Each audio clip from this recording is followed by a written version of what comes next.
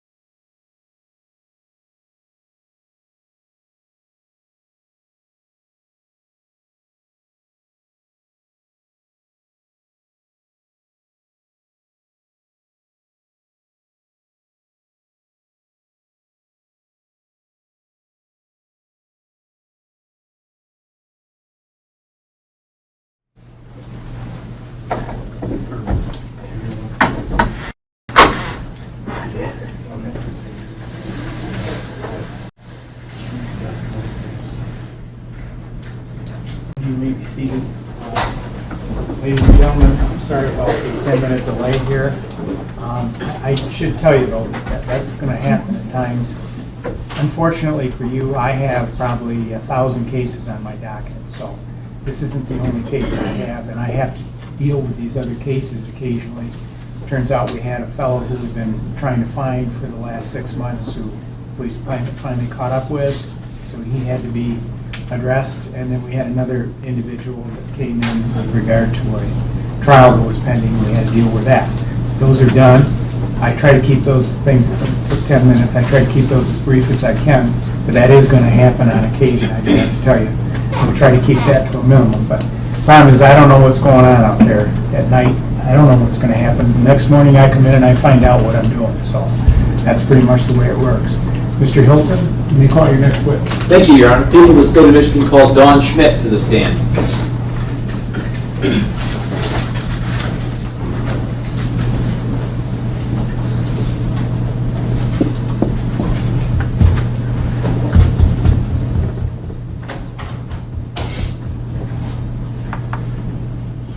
Yes.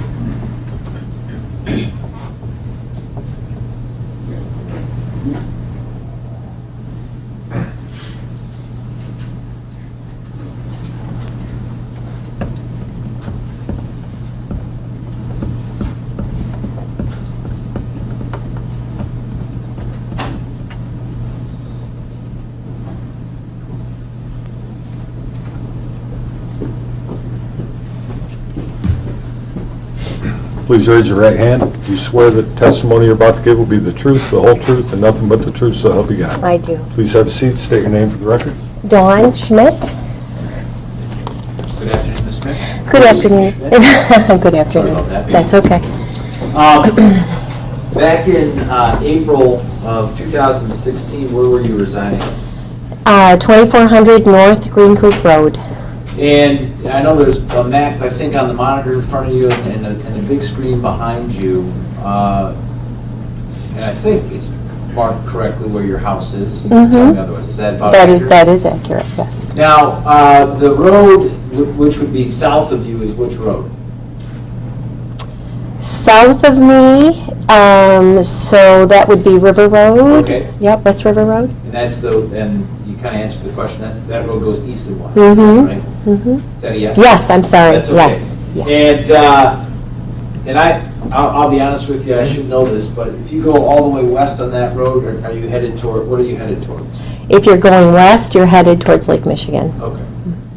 Now, I want to draw your attention to April 16th of 2016. I believe it was a Saturday morning. Do you recall being home on that date at that time? I do recall. And what were you doing? Well, it was I remember being on my deck about 9 o'clock in the morning, drinking coffee, and I heard just kind of a disruption, a man and a woman's voice, not far from my home, down the road, and eventually the voice of the woman was getting closer to my home. So I got up off of my deck. I was sitting on my deck at the time, and I went through my home and looked out my front door, and I saw a young lady running down the road towards my home, and she was yelling, "He's got a gun, he's got a gun. Help me, he's got a gun." And so I opened my door, my screen door, and I motioned for her to come up the driveway to come to my home and to come in the front door. And I let her in at that point. Okay. Now, was this a relatively young woman? Yes, she's about 16. Okay. And could you describe for the jury, her demeanor? She was hysterical. She was a wreck. She could hardly catch her breath. She was hyperventilating. I was trying to get her to calm down. I immediately brought her, she was shaking, so I immediately brought her into a bedroom that's off of the kitchen, and just to get her kind of away from whatever was outside. And she kept saying, "He's got a gun, you got to call the police, call the police." She was frantic. So I got her into the bedroom, and she was literally trying to crawl under the bed. She was trying to hide. So I was, of course, my anxiety was a little alert, so I closed the bedroom door, and then I realized that my phone was outside in the kitchen, so I couldn't call the police. I had to go get my phone, and so I got on the phone and called at that time. But she was just frantic. She was just, he's got a gun, you got to hide, you got to, she was just carrying on with that, and I couldn't get her to sit down or calm down. Or at that point, her hair was just, it was a mess. She came up the driveway without shoes on, so she was a mess. At any point in time when you're, having this conversation with this young girl, did you notice whether or not she was injured? Yeah, she did. She had an injury on her back. She did have a scrape on her arm. Her hair had come out. There was some hair of hers on the floor when she came in, and then there was blood on my wall where she rubbed up against it. So she, yes. Okay. And I don't. Were you ever able to calm her down? I wasn't able to calm her down. I mean, I was finally able to get her to sit down after I got off the phone with dispatch, and she knew that an officer was coming. She came in, and I got her out of the bedroom eventually, but it was like right before the officer had gotten to my home, and she sat down in the family room, and I don't think she ever had any water. She wouldn't drink anything, but she was very scared, very afraid. And I think you indicated, but you in fact, or did you call 911? I did.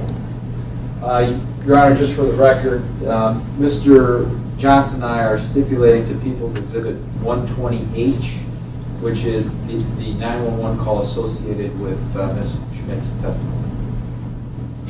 Okay, that's Exhibit 88. 120H. 120. Yes, sir. And you're going to admit that? Yes, sir. I'm going to actually play that right now.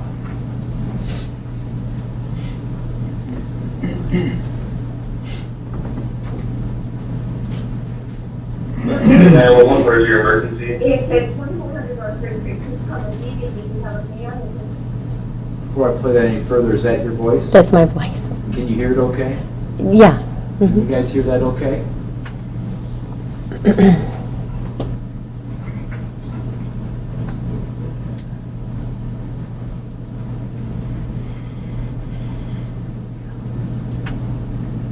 This is a girl that gives a gun, and we just said. 2408. 2400 North Spring Creek Road, come to the. Okay, we're gonna get out there, okay? Stay in the line with me, okay? Stay in the line with me. Who has a gun? Well, there was a girl who just came up into my yard, and she said that a guy here screamed, and there was a piece came up to my house, and I ran her in, she said, I was speaking with a gun. Okay, so the guy's not there? Stop. Is the female, the girl over there? Hysterical right now, and I'm shaking, so. Okay, can I talk to her? Yeah, here she is. Oh. Hello? Hi, this is 911, okay? I'm calling, are you calling? Yeah, we're gonna get some help there. How long ago did this happen? I had to jump out of the car. How long ago did this happen? 2 minutes ago, I ran. I had one for the house. Yeah, it's Who? funny. Who was it? I don't even know him. I'm like, please let me know, right now, please let me know. You were in a car? Where? No, he brought me in here to pick it in. I said, does he use the phone? Where did he pick you up from? I can show you if you're gonna bring me back. Okay, but you're at 2400 North Green Creek Road right now? I don't know. Okay. You don't know who it was he just told you to get in his car? Yes, I just use the phone. What kind of car was it? A van? What color was the van? Silver? What did he look like? He was fat and he was very, it was What was that? he was chubbier, had a beard and a mustache.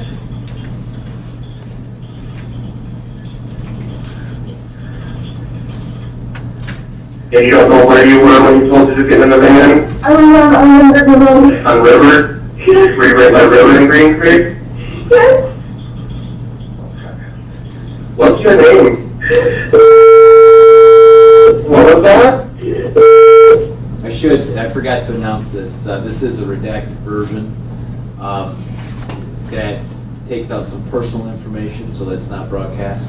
Just so that's when you hear that beep, that's That's the redacted part, so I apologize, I should have said that ahead of time.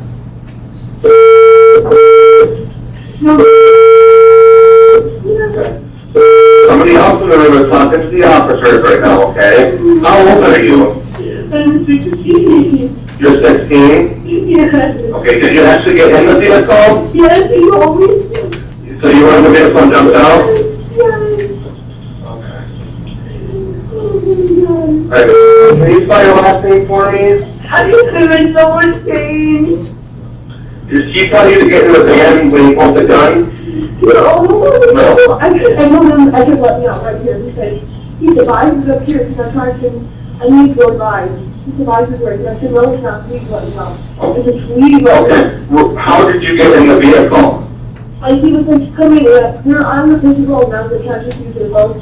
He said, yeah, and then he wouldn't stop the car, I rolled out the Okay, well, when you got into the vehicle, why were you in the vehicle? He used his phone. What was that? He used his phone so I could call my mom. Okay, you stopped, were you walking and got in the Yes, vehicle? I've been walking for 5 hours. Okay, where were you walking from? From Eric. From where? My friend Eric. You were walking for 5 hours, and you stopped the van? Okay.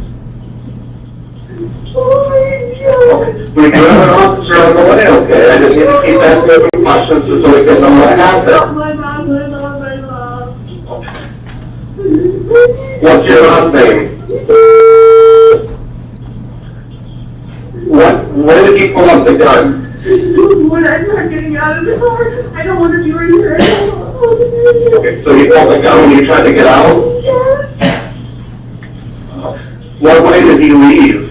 He chased me. He was chasing me. Where was he chasing you? And you don't know where he went? No, he said, look at your husband, please stop. I said, I have a family. He was just kidding. I'm just Okay, were you assaulted at all? No. But I need to go to the hospital. I drove out of the car. Okay, do you want an ambulance? Yes. When are you injured? But all over again, stress all over me.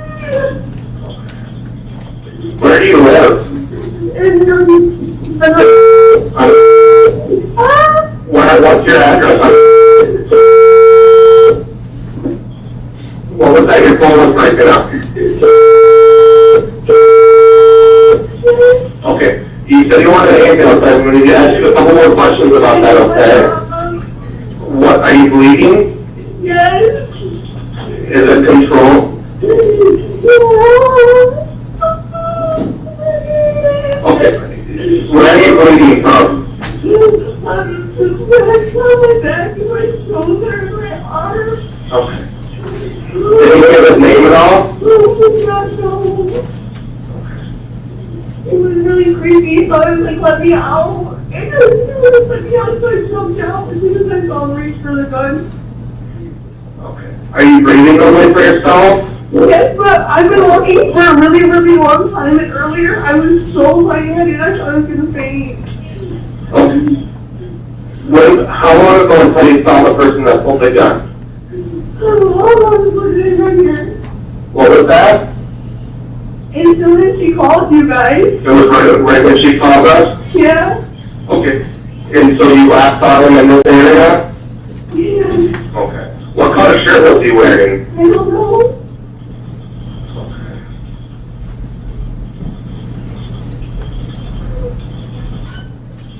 Which way did he go?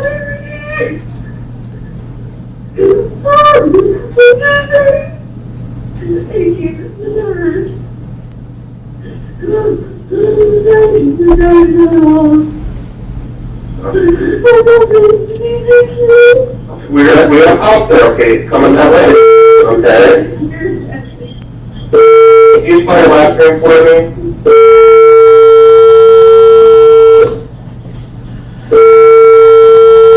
No.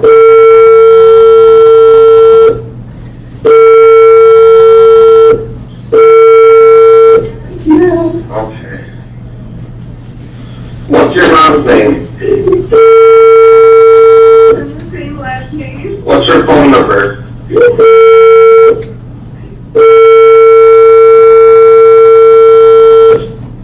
Okay, the officer's right around the corner, okay? How old about was he? He was 6 years in his 40s. Okay. It wasn't a minivan? Was it a minivan? No, it was his normal size van. Like a full-size van? Yeah. And you said he was about 40 years old? No, 3 years old. What did you say? So, what color hair did he have or anything? Dark. Dark hair? Yeah, he had a Was it a white male or a black male? white. He said approximately 40. Yeah. Did he go towards White? Did he go towards Whitehall or towards Muskegon? I saw him talking, he took a right, or he was going straight, and I ran like left to the house, and he kept going straight. Okay. Are you talking to the officer? No, he's pulling in the Oh. house. Okay. And you said you turned right. Was that going north or south on Green Creek? Is this north or south? North or south?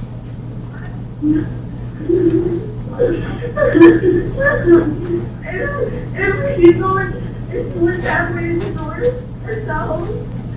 He was going north. He was going north. Yeah. Did you weren't able to get a license plate or anything, were you? No. He just told me he was gonna let me use his phone, so I got in and just wouldn't give it to me. And he said it was dead, so I was like, let me out. And he reached for the gun and I jumped out of the car. Okay.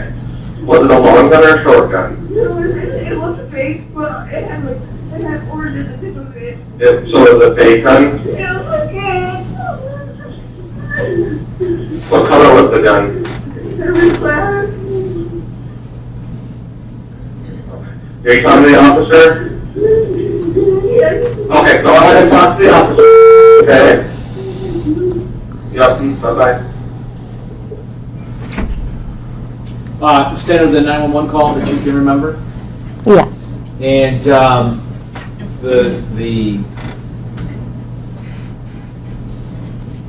I guess for lack of a better way to describe it, the hysterics, is that what you remember as you Mhm. described it to the jury Yes. today? Yes.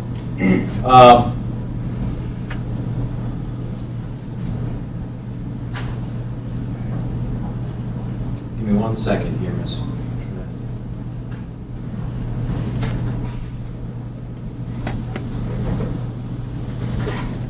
Thank you, Judge. I have no further questions.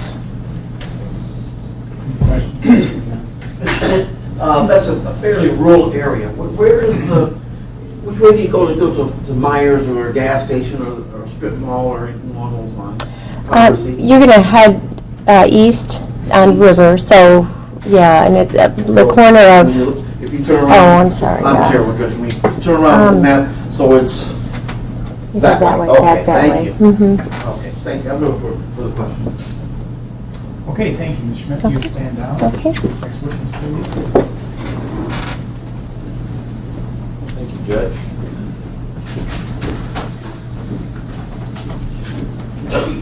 People of the state of Michigan call Deputy Jeff Blackmer to the stand. Folks will be looking at pictures again, so I don't know if you want to take this time to resituate yourself.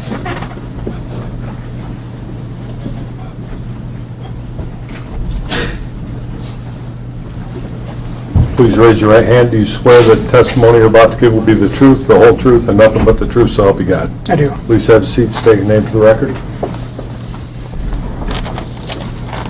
Jeff Blackmer, Deputy Sheriff, Muskegon County Sheriff's Office. Good afternoon, Deputy Blackmer. Good afternoon. Just going to situate a few things here.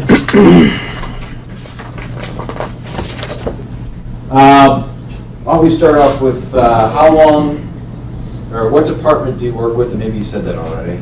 I work with the Muskegon County Sheriff's Office, And how many years have you been with the Sheriff's Department? 12 years. Now, does that encompass your entire law enforcement experience? I had 6 years prior with Cass County Sheriff's Office. Okay, so a total of 18 years, please. Yes, sir. April 16th, 2016, in the morning hours, like around 9:30-ish, were you working and on duty that day? Yes, I was. And do you recall being dispatched to 2400 North Green Creek Road? Yes, I do. And I don't know if you remember, sir, where you were coming from and how long it took you to get there? When the call came in, I believe I was somewhere around Whitehall Road in Giles. So it took maybe 5, 10, or 8 minutes to get there. Okay. When you got to that location, was residence, is that correct? Yes. And do you remember getting an opportunity, or at that point in time, meeting up with the individual who had essentially called in the complaint, Madison Nygaard? Yes. Now, could you describe for the jury, sir, when you got a chance to observe her, what her demeanor was like? When I met up with Miss Nygaard, she was inside the caller's home. She was shaken, almost hyperventilating, really shook up, bleeding. Now, in your 18 years in law enforcement, have you had an opportunity to observe folks that may be under the influence of alcohol? Yes. How about under the influence of marijuana? Yes. And when you had a chance to look at and observe Ms. Nygaard, did you make any conclusions as to whether or not she was under the influence of either one of those substances or both? She did not appear to be under the influence of anything. In other words, could you smell alcohol on her breath at all? No, I could not. How about marijuana? No. Now, did you get an opportunity to, I guess, observe the injuries to Ms. Nygaard? Yes, I did. All right.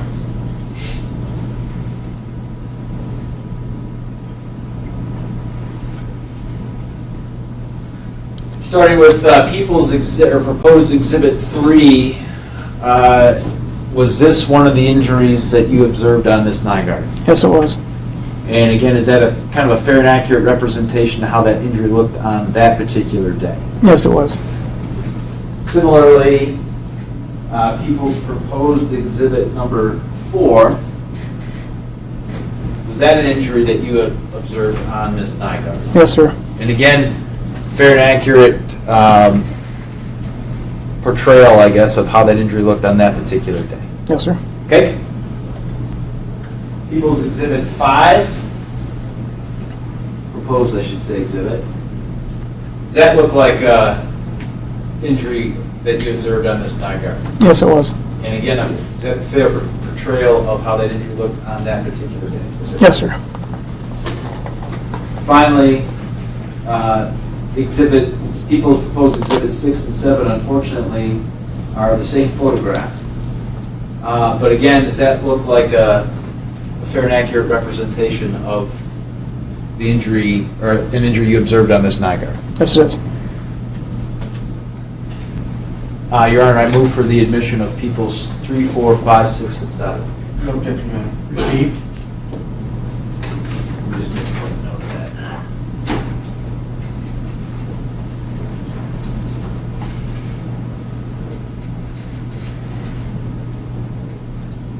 Okay. Now,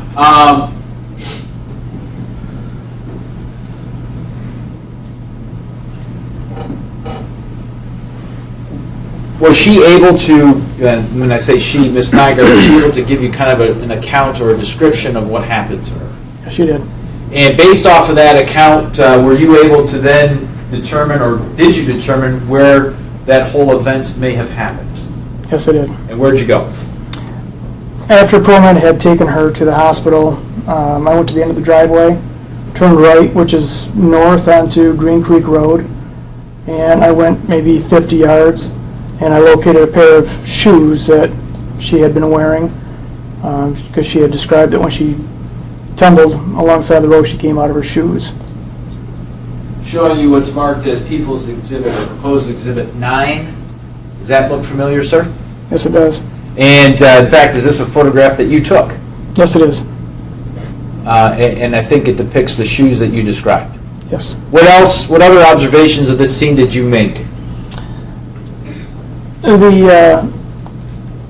at the very top of the screen, you'll see some scuff marks just prior to the first shoe. To me, that looks like where she had first,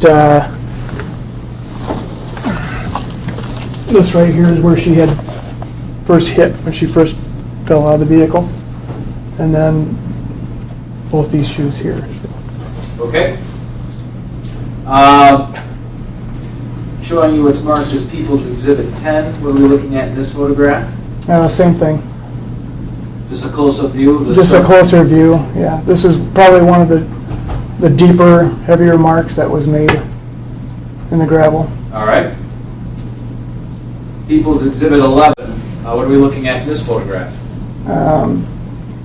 Facing northbound on Green Creek Road, so the driveway would have been back this way south. Just trying to get a generalization on how far the tumble marks went down the side of the road. Now, is that your patrol car in the picture? It is. All right. Now, outside of the shoes and the scuff marks, did you make any other discoveries at this particular location? Yes, I did. What'd you see? While photographing, I spotted something shiny on the road, and it turned out to be .22 bullet laying on the roadway. Showing you what's marked as People's Exhibit 12. What are we looking at in that photograph? The .22 round that I had observed laying on the road.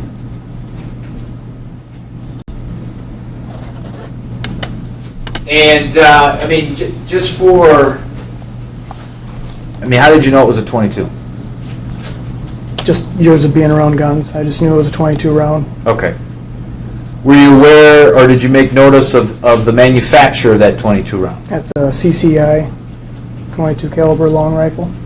And CCI, is that a brand that you can buy? It's a make, yes. Okay. It's brand.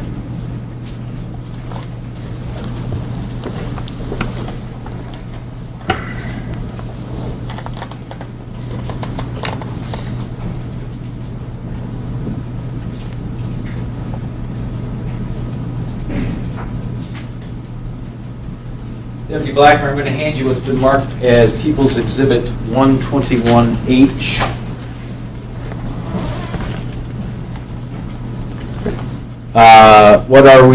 What's in that exhibit, sir? Exhibit 61. 121H.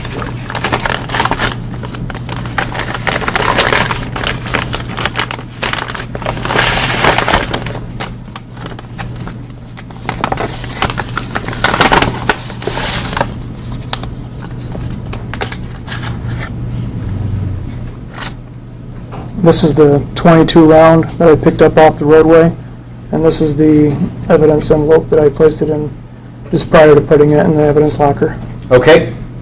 And I guess in the picture kind of gives it a little bit of justice there, but can you describe the condition of that round, please?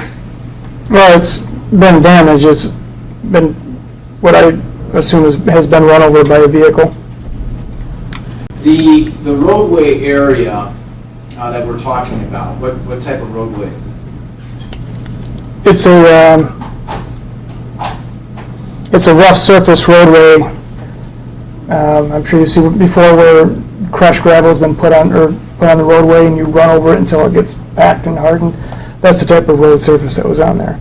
And just so we have a general idea, Deputy Blackmer, had some time passed from the time certainly the 911 call came in and then you ultimately got and found the scene you were looking for? Had some time passed. Yeah. Yeah. I mean, and I don't know if you know or not, but could you give us a guess? I don't know, maybe an hour. I'm sorry, could you rephrase the question? Yeah, maybe I'll try to make it a little more clear for you. Obviously, you interviewed Miss Nygaard first. Yes, sir. You had to get there first. Yes. Obviously. Yes. I mean, the call comes in, they're dispatching you as they're taking information, correct? Correct. And you're getting to the scene eventually. Correct. You have to spend some time talking to her. Correct. Then, and you tell me, and I don't know how long that took, but ultimately then that was your next move to try to locate where this incident happened? That's correct. Okay. And so my question to you is, give us a time frame from the time, you get the dispatch call to the time you get to the scene itself and ultimately discover this unfired round. Maybe a half hour total.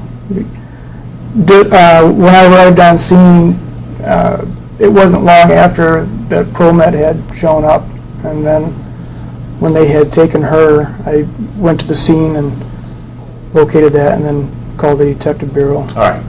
So I guess, ultimately my question is, it wasn't as if you had found this bullet immediately upon arriving. It had spent some time on this roadway. That's correct, yes. Does that round at all look to you like it's been weathered, like it's been out there for a while? No, sir, when I picked it up, it looked shiny, new.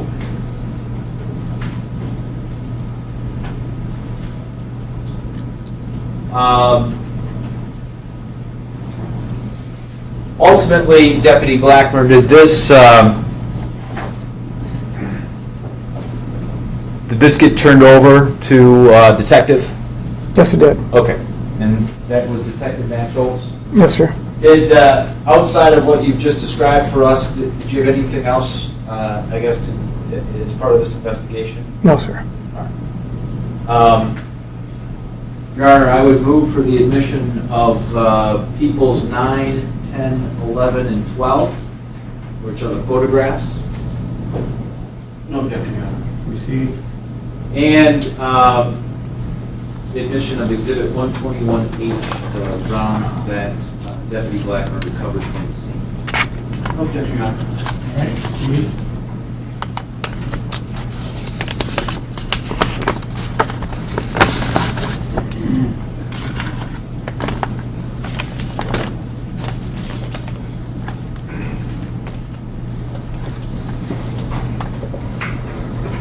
I have no further questions, Judge. Thank you.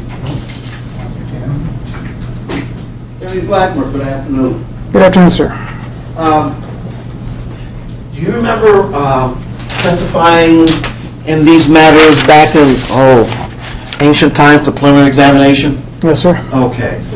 Do you recall, well, first, I'm a little confused.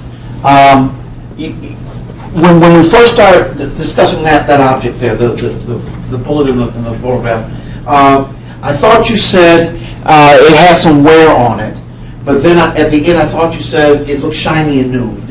Am I missing something? Did I miss? Well, as I heard his question, I thought he was asking, when I was on scene, Yes, sir. did it look like it was weathered? To me, weathered is a graying or tarnishing of the brass, and to me, it was shiny, it was sunny out. Okay. Is that weather might indicate that when brass tarnishes, it turns a little green? If it's exposed to moisture in time, it will, yes. Do you recall the preliminary examination when asked about the condition of this bullet, that do you remember mentioning that there's a little green on it? Do you remember that at all? This was a long time ago, but Yes, I do remember stating that, because at that time, there was a little bit of green inside the aluminum, or excuse me, the lead part of the bullet, but it wasn't upon when I had picked it up. I see. Okay, so is your impression that it might have tarnished a little while it's in storage? I have no idea. I'm not a metallurgist. I don't know. And that photo, let's see. Well, you're at a disadvantage. I have a copy of a page of the preliminary examination transcript, page 244, in my hand, and I'd like to ask you a couple of questions because I'm getting a little different from what's being said now as what's said then. Okay. I'd like to ask you about, maybe to straighten out for me. Sure. Maybe this will refresh your recollection a little bit.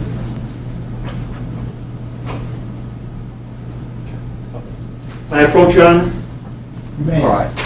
Deputy Blackman, take a look at just that pages, and just very briefly, and then maybe we can talk about it a little bit. The highlighted portion? So, read the whole page, sir, if you would, just to yourself, though.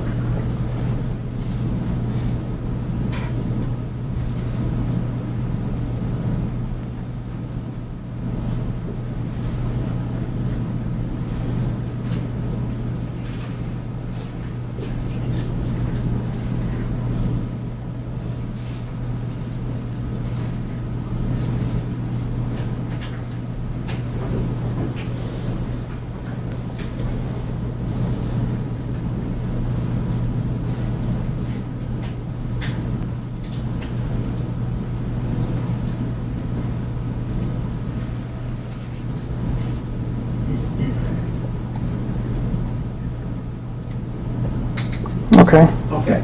And before I ask you about that, sir, would you take a look at that picture behind you?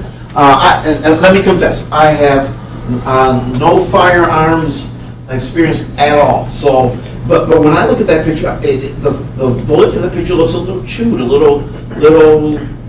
couple of dents, little, like, well, I'm not Yes, sir. Am I missing something? Is that how a brand new bullet looks? This bullet was laying in the roadway, and it was probably had been run over prior to my getting there. Okay. Arrival, and I may have run it over with my cruiser myself. Okay, so you don't know how long that bullet has laid there? No, sir, I don't. And could you, and you read the part in the transcript where we talked about it has appears to have a little green on it? At the time of the prelim, yes, it did. Okay, at the time of the prelim, it had a little green on it. Did you gather up this bullet at the time? I picked it up, yes. Okay, and then you put it, was it dry to the touch at the time? It appeared to be. Okay. And then you sealed it in the evidence bag, right? Yes, I did. And those are kept in the evidence locker. I assume they're not kept under water or anything like that. That's correct. Do you have an explanation for why there'd be a little green on it that exists? No, I don't. Okay.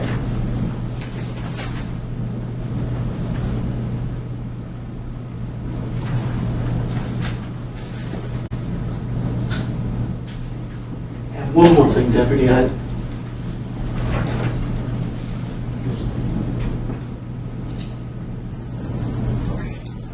I'm going to show you what I think is a page from a police report.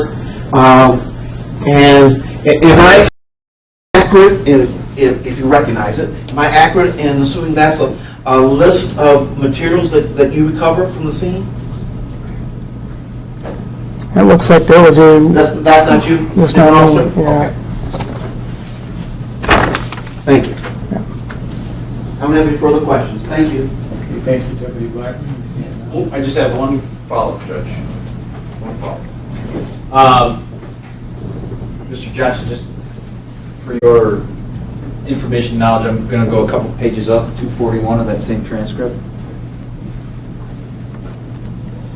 And I apologize. I'm trying to be as paperless as possible, so bear with me.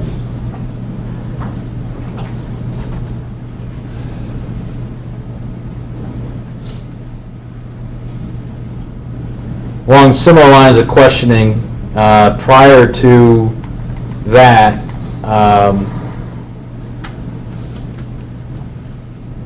and it's highlighted, so again, bear with me.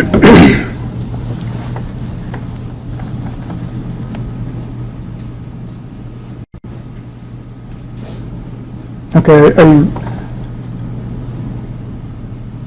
do you want me to look at just the highlighted? Yeah, just the highlight portion. Okay, I'm yes, sorry. yes. Are you clear with that? Yes. In fact, weren't you asked at that same preliminary examination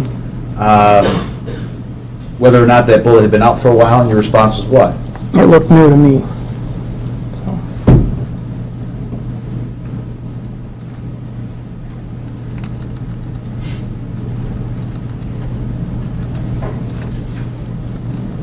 And looking at page 243, oops, which is the page just before the one that Mr. Johnson showed you,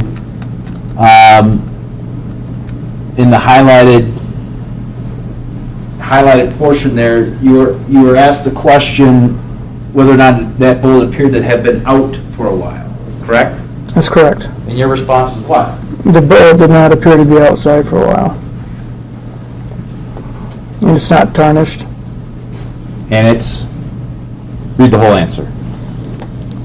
It isn't tarnished or anything of that nature. It's still shiny. That was your response. That was my response.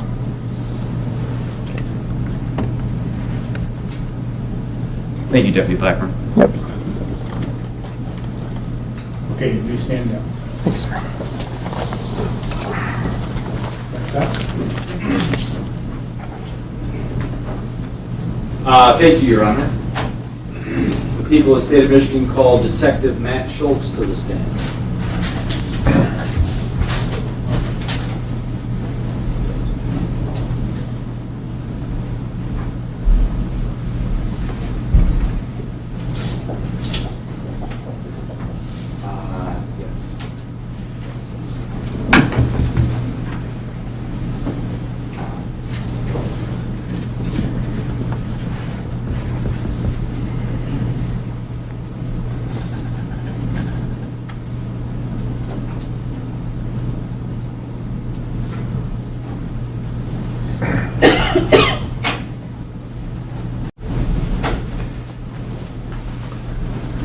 Please raise your right hand. Do you swear that testimony you're about to give will be the truth, the whole truth, and nothing but the truth, so help you God? Yes. Please have a seat. State your name for the record.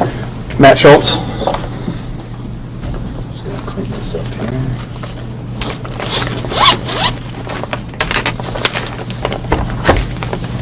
Detective Schultz, could you tell the jury what department you work for, please? Muskegon County Sheriff's Department. And how long have you been a member of the Sheriff's Department? 14 years. And you're currently assigned to what division? Detective Bureau. And how long have you been a detective? 4 years. Now, on April 16th, 2016, were you, I guess, did you become part of this investigation involving Madison Nygaard? Yes. And how did you, what was your role? I was called to the scene by Deputy Blackmare as an investigator. Ultimately, were you essentially assigned as the lead investigator? Yes. Now, did you get an opportunity to meet up with the victim in this case, Madison Nygaard? Yes. And where was that? Hackley Hospital. We've already submitted, or admitted, I should say, the photographs of injuries. Did you observe her injuries that day? I did. And how would you, when you saw her, how would you describe her? Very distraught, scared, upset. Still even at the hospital? Yes. Now, I don't want you to tell me what she said. I'm just asking you in general. Did she provide to you a statement, or did she give you a statement as to what happened? Yes. And provide you descriptions both of the driver and of the vehicle? She did. Now,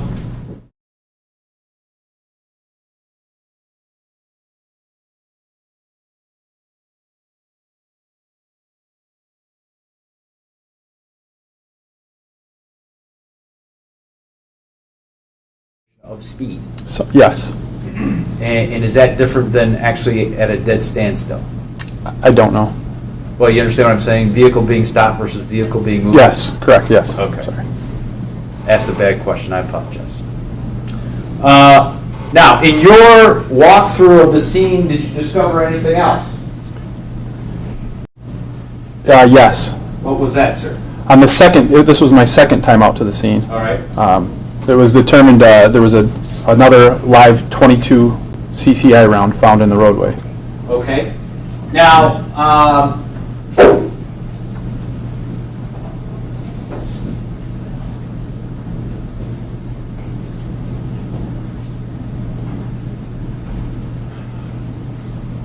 and I don't know if this picture helps you or not, but are you able to point out to the jury roughly where you found that second unfired round? I believe that might be it right there, but I can't say 100%. Okay. But it was in the roadway. Correct. Now, in your second walkthrough, did you try to, I guess, figure out, were you aware that Deputy Blackmer had found a round the day before? Yes. It wasn't the day before, but the previous time we were out there, yes. All right. So this is the same day? Well, I went there the same day as Deputy Blackmare. Yes. We went to Hackley Hospital, then we went back out to the scene, and he showed me the scene and the marks and whatnot. Okay. It was then Monday we went back out there. That's when the second round was found. It was determined that Deputy Blackmare's car had been parked over the top of it. Okay. That you kind of answered where I was going with that. And we saw a picture of where Deputy Blackmer's car was parked, and you guys made the determination it was probably had been parked over that particular round. Correct. Showing you what's been marked as People's Exhibit 122H. I don't know if it's open or not. It is. What do we got in that package?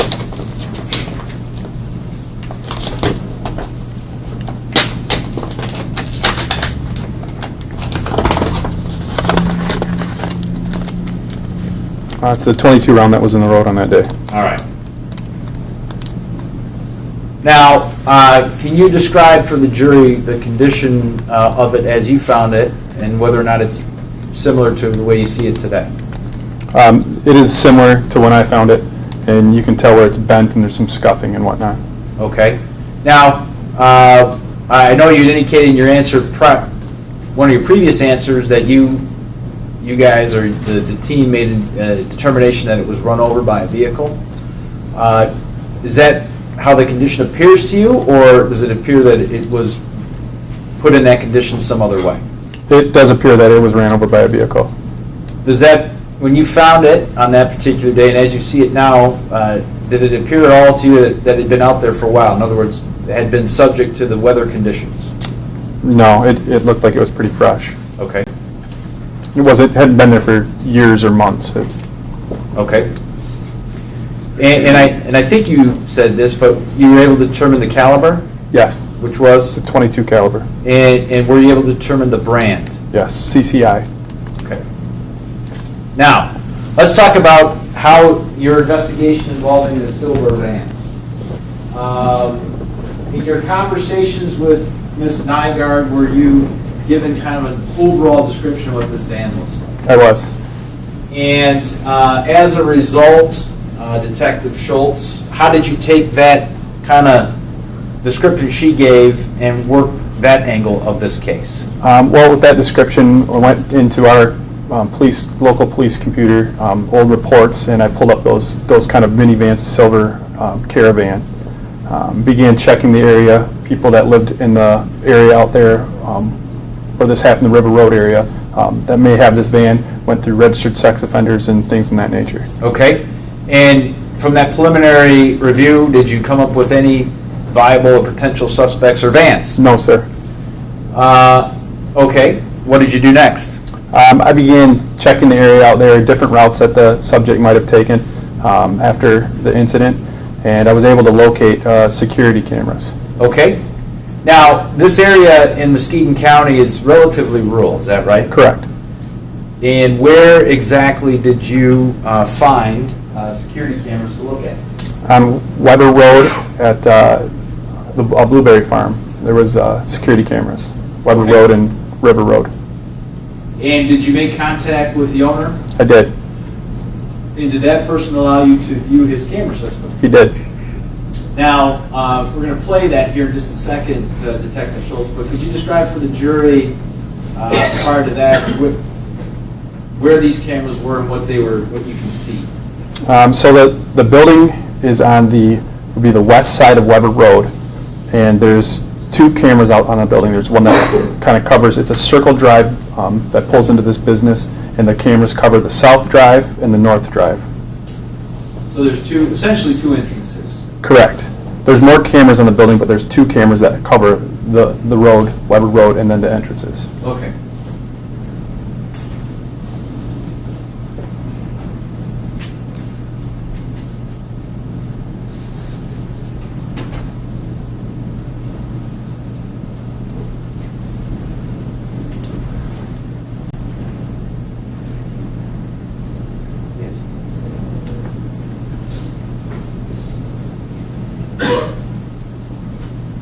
And when you met with the owner, well, let me do this first. I'm going to hand you what's been marked as 123H. 123H.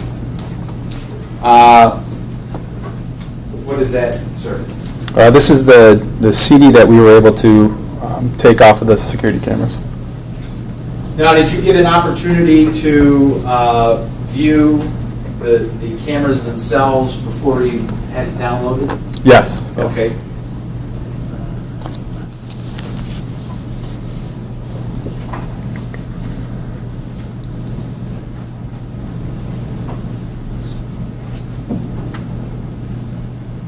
All right. What are we looking at here, Detective? That is the south drive And off the building. Okay. And for point of reference, I think you referenced that's the south driveway. Correct. Is that right? Yes. What road are we looking at out there? It's Weber Road.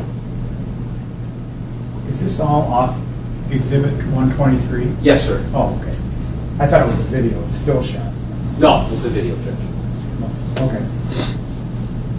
Now, grab my notes here.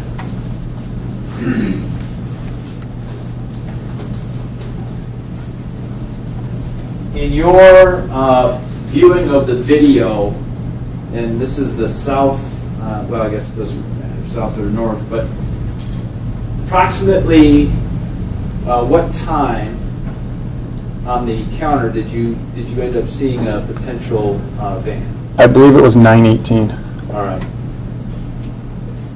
Mr. Johnson, do you mind if I go to that spot, or do you want to see the whole thing? Let's move right to that spot. Okay.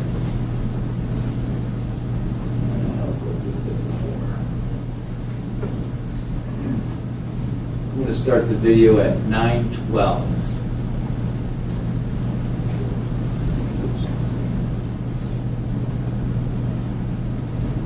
Well, 9:12 on my counter, but it's 9:09. Okay. One second.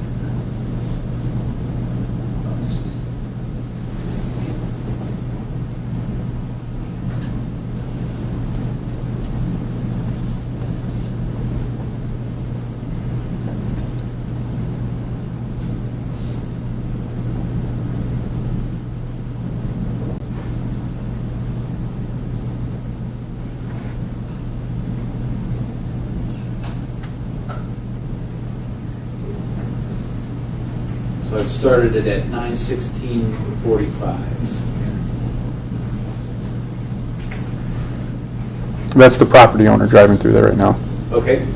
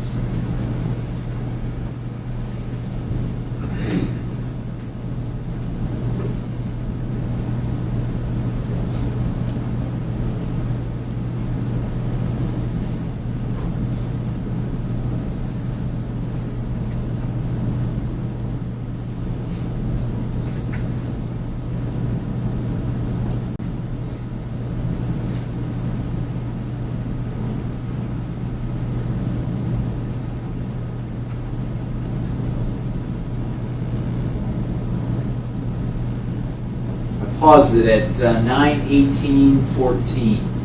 Is that, well, I guess describe what we're looking at here, Detective. Silver minivan. It's traveling north on Weber Road. Now, is this the minivan that piqued your interest when you watched this video? Yes. All right. What, can you describe what you saw, and I'll play it here in just a second, but what you saw as we continue? So the minivan is going to continue traveling north. It's going to go by the north entrance as well. And then approximately 3 minutes later, you're going to see the minivan come back south.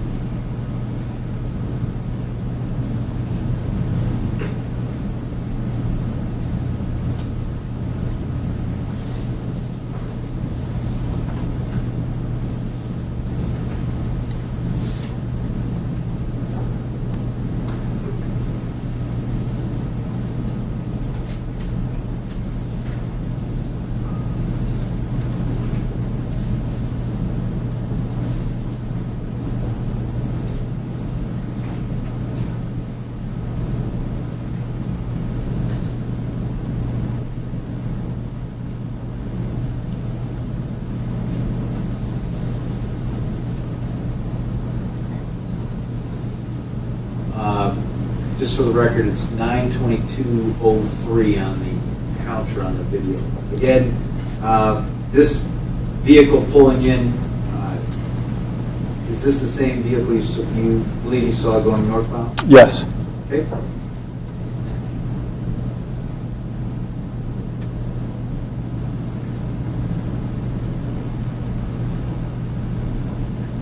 Now, What, if anything, did you do with, well, let me ask you this.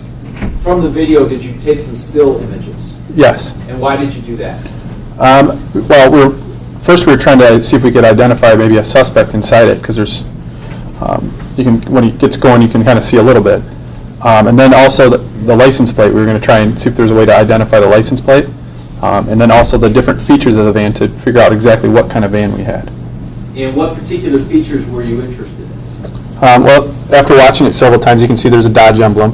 The trim, the rims, the length, and the antenna in the center there above the windshield. And maybe just use your pointer. Sorry, I forgot that you guys can't see what I'm doing here. Okay. So this antenna right here, that was a kind of a factor. This trim being black, the rims, and then the length. Okay. Now, and did you gather stills of all those features? Yes. And ultimately, sir, what did you do with those? Well, those stills, along with stills that were produced by the state police for us, they were sent out to law enforcement, and then they were shown within the community. Okay. I personally took those stills to a subject by the name of Mike Kring. Mr. Kring owns a used van dealership on Whitehall Road. He's sold thousands of used vans, and he was found to be somewhat of an expert. He was able to tell me that the different features and model and things on the van would be in the VIN, and would tell you what kind of van exactly it was. Okay. So with that information, at any point in time did you show a potential range of vans to Ms. Nygaard? I did. And was that helpful at all in your investigation? Well, prior to finding this video, I had showed Ms. Nygaard different vans from different Ford. I think it did a Ford, a Pontiac, and a GMC model, because they're different. Some are square, some are round. And she was able to determine that we were looking for like a Dodge Caravan type, or I believe Chrysler Town & Country is the same body style. It was after that we found this video, and that was obviously it was a Dodge. So. Okay. Now, after your conversation with Mr. Kring, did you use the services of any other agency to help narrow the VIN stuff down? We did. It was sent away to Dodge Chrysler, and then also to a gentleman that worked for the Secret Service. Okay. And were either of those, was the Secret Service or Chrysler able to help you narrow down the scope? Yes, Chrysler was able to narrow down the VINs for us, and then Mr. Heathice from the Secret Service was able to take those numbers and kind of, I don't know how he did it, I wasn't there, he number crunched it and was able to give me lists. Okay. So, just for the jury's education here, how many VINs did you start with? There was around 1,000, over 1,000. It's a lot. And how, based on the work with Chrysler and Agent Keyhouse, how did that whittle down? They were able to get it down to around 10. All right. Now, and I apologize, I got a little off track there, but since we had this, I wanted to ask you those questions. Going back to this video, what do we see this van do? He's going to slowly go through the lot north. All right. And then he'll go by the north camera, and he pulls out the north drive. And then he'll go back south on Weber Road. Now, Weber Road intersects with what road? Weber Road. And in relation to Green Creek, how does Weber Road sit? Weber Road is west of Green Creek. So in this particular frame, we're seeing this van now go south on Weber? Correct. And that's towards Green Creek? Yes.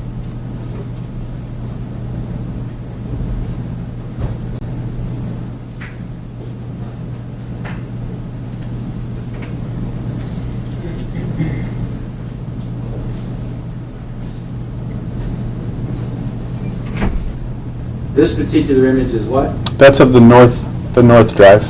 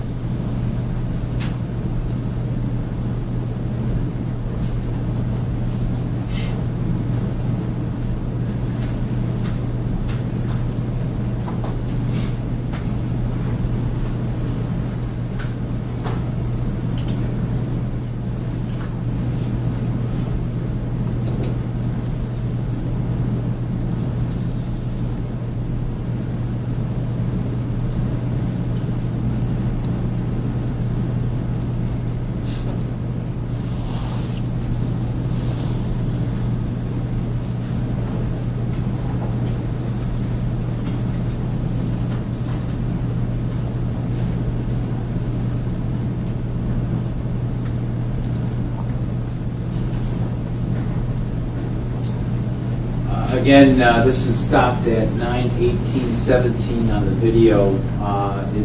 Was this the van that was of interest to you? Yes, And again, this is still Weber Road, going north on Weber Road. yes.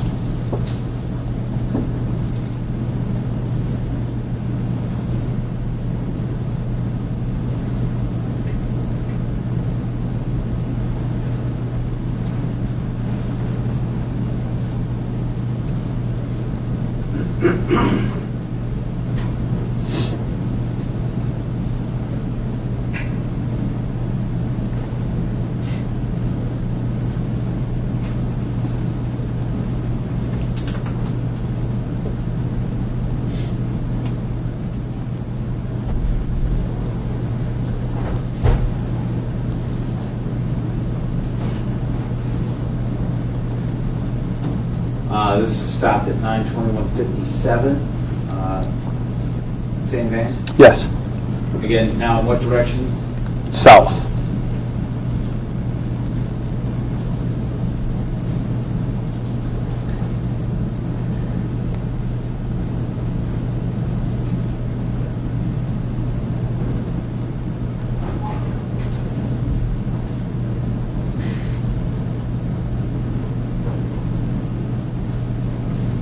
Same van that we saw in the south camera? Correct.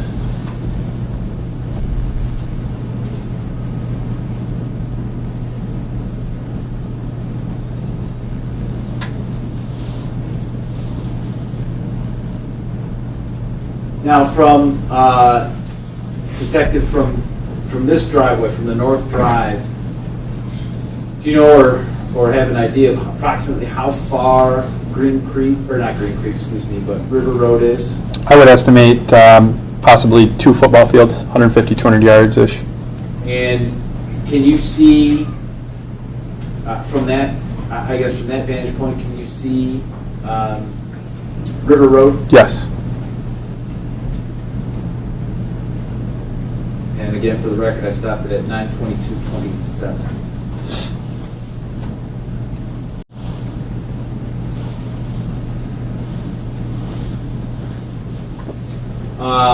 Detective, is that the 2 videos that we just went through, both in the north and the south cameras, is that fair and accurate representation of what you saw that particular day? Yes. And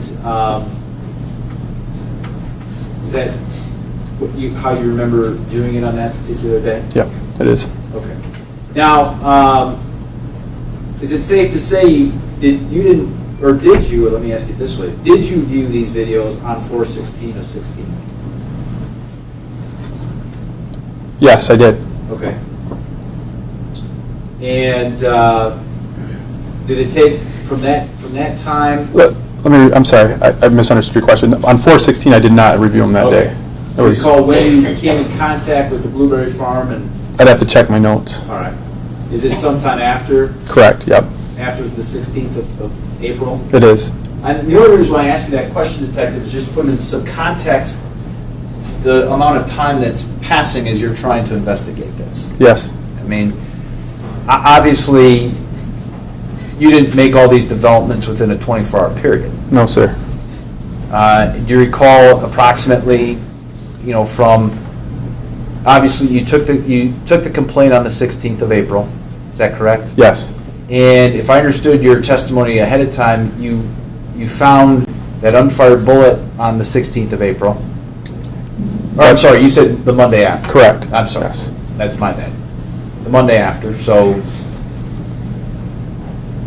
the 18th. This was, if the 16th was a Saturday, the 18th would have been a Monday, is that correct? Correct. And then you started developing, as best you could, leads on this particular van.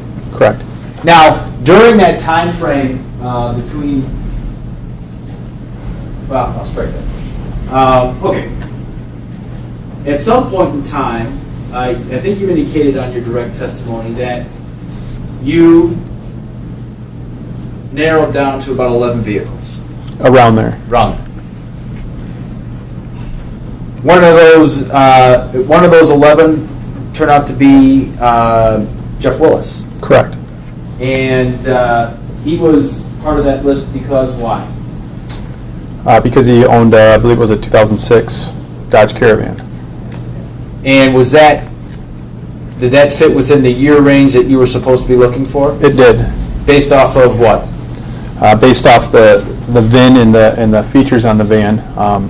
Like I said previously, the center antenna above the windshield was very rare. I mean, we saw hundreds of minivans, and that antenna was pretty rare.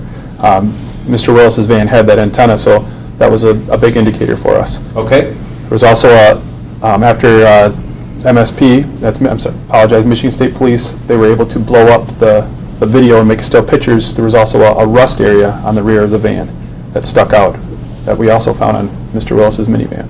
Okay. As a result, did you put together or generate a what we call typically a photo lineup? I did.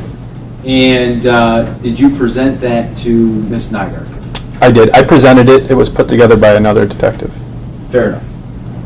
This is People's Proposed Exhibit 119H. Have you paged through that entire document?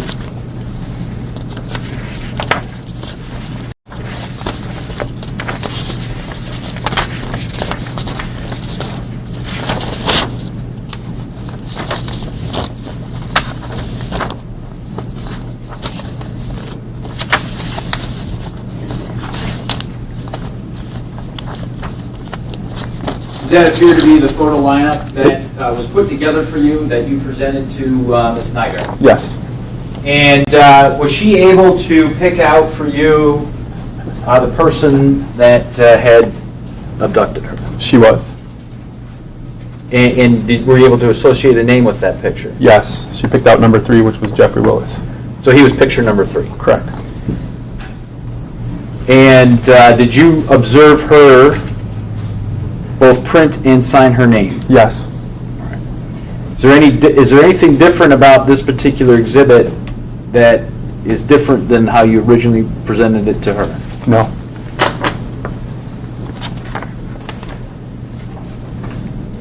Your Honor, I move for the admission of 119H. No objection, Your Honor.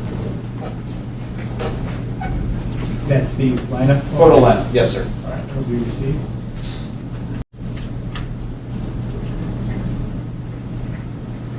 And similarly, I know I asked you these questions. I guess, based on your answers, I would move for the admission of 123H, which is the Blueberry Field video.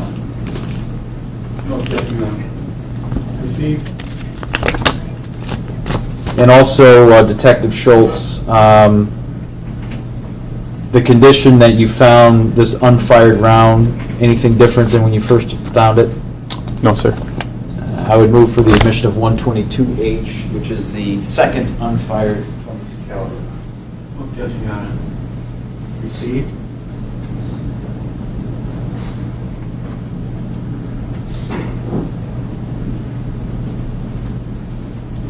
Okay, based on the information that you had up to this point, including the identification by Ms. Nygaard, what did you do next? We began surveillance on Mr. Willis's vehicle and Mr. Willis. All right.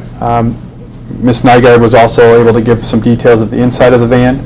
A detective was able to find Mr. Willis's van at Herman Miller and also find those characteristics inside, one being a netting in between the two front seats that had what she described as garbage, and the detective was able to determine that there was in fact some garbage in there. Okay. And based off of that, what did you in law enforcement, what did you decide to do? We decided to have Mr. Willis stopped and brought in for questioning. Okay. And were you part of the traffic stop? No, Were you part of the questioning? I was. Now, this took place, you remember what day? I believe it was the 17th of May, Of what year? 2016. Okay. And does the defendant look different today than he did back then? Yes. How so? He's thin. He's thin when? Yes, that? No, he's lost some weight since then. All right. So he didn't look like this, like he does today, back when you interviewed him? Well, I mean, beard, glasses, but quite a bit thinner. Thinner now? Correct. Okay. In your conversation with the defendant on that day, did you read him his Miranda warnings? Yes, And did he understand those and waive them? he did. Well, let me ask you this. Did you talk to him and ask him about what he did on April 16th, 2016? Yes, sir. What did he tell you? At first, he said he didn't do anything. He didn't think. He thought maybe he slept into 10 or 11, and then maybe spent some time with his dog. And then he said he had slept until 2. Okay. Now, prior to interviewing the defendant, did you have some information as to his potential whereabouts? Yes. What did you have? I had a receipt from Van's Car Wash, as well as 2 other pieces of video surveillance, which showed his van traveling north to the scene of the abduction. And so after he said he didn't think he left his home that day, what did you do? I began questioning him about when his last oil change was. Okay. And he told me 2 months, he thought. But then with the receipt, he said, I guess maybe I did get my oil change that day, but he didn't recall. Okay. I then asked him where he would have went after his oil change, and he said home. I began questioning him more, and he said possibly he went to PetSmart in Fruitport. I went to the next piece of video we had, which was Wesco at Whitehall and Giles. It showed his vehicle traveling north on Whitehall Road. I questioned him on that, and his answer was possibly he went to Tractor Supply to get dog treats or biscuits there, because possibly they didn't have him at PetSmart. Now, do you recall, did he say whether or not he was traveling that day with an animal, or was he by himself? He told me he did not think he had the animal at the oil change. Okay. But then again, he didn't recall getting his oil changed. Gotcha. Didn't really get a straight answer on where he was or who was with him. I guess that was kind of my next question. Did you get a sense as to whether or not, well, let me ask it to you this way, were you getting answers that you thought were correct? No. Objection, Your Honor. Cause for speculation from the witness. Well, Judge, even though this is going to come out late in the trial, I do intend on wrapping the relevancy and ending the speculation, because the defendant admitted he was evasive with Detective Schultz. Well, at this point, the objection will be sustained because you haven't been able to do that yet. Okay. It remains to be seen. Yes, sir. Thank you, The Judge. objection is sustained. The witness's answer will be ignored by Now- the jury. Now, did you talk to him about any handguns that he might have registered to him? Yes. And do you recall his answers to that? Well, first I asked him if he carried a handgun in his van, and he said no. And I also asked him about an airsoft gun, and he said no. And then we got to registered guns, and he advised us he had a registered .380 and told us where it was in his home. Now, did he ever say anything to you about carrying a Walther P22 handgun in his car? No. And if I heard your answer to the previous question, you had actually asked him that directly. Yes. He was asked the question if he had a handgun in his car, and I believe he told us no, that would be illegal. Okay?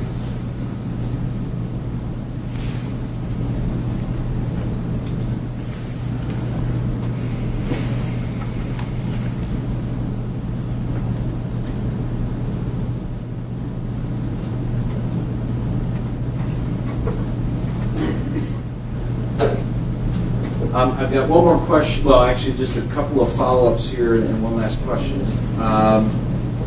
Just so that I'm clear, as far as People's Exhibit 13 is concerned, that picture, is that a fair and accurate representation of how you saw it that day and what you did? Yes, that's how I saw it the first day I went out there, and then the second time I went out there. The tape measure was placed down the second time we went out there. Okay. Your Honor, I move for the admission of People's 13. You will object? It equals 13, I'm sorry. I couldn't hear the number. No objection, Your Honor. Finally, Detective Schultz, the individual that you interviewed on that day, is that person in court? He is. Could you point him out, describe what he's wearing? He's sitting at the defense table. He's wearing a blue suit with a red tie. Your Honor, let the record reflect the witness has identified the defendant.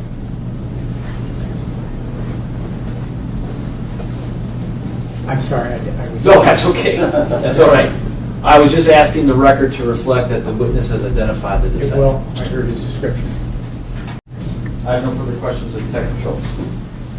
Okay, before you get started, the reason I was talking to the bailiff is he said one of the jurors is signaling they need a bathroom break.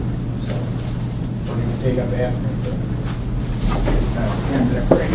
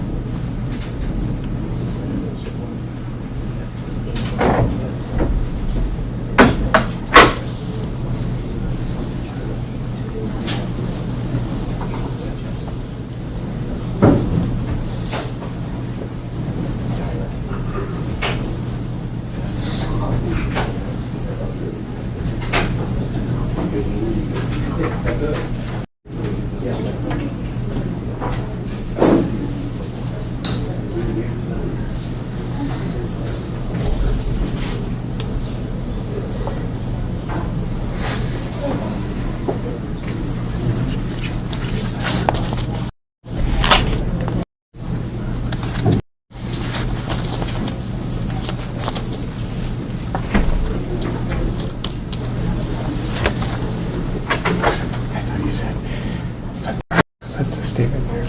Stand by the defendant. Identify the defendant. Oh.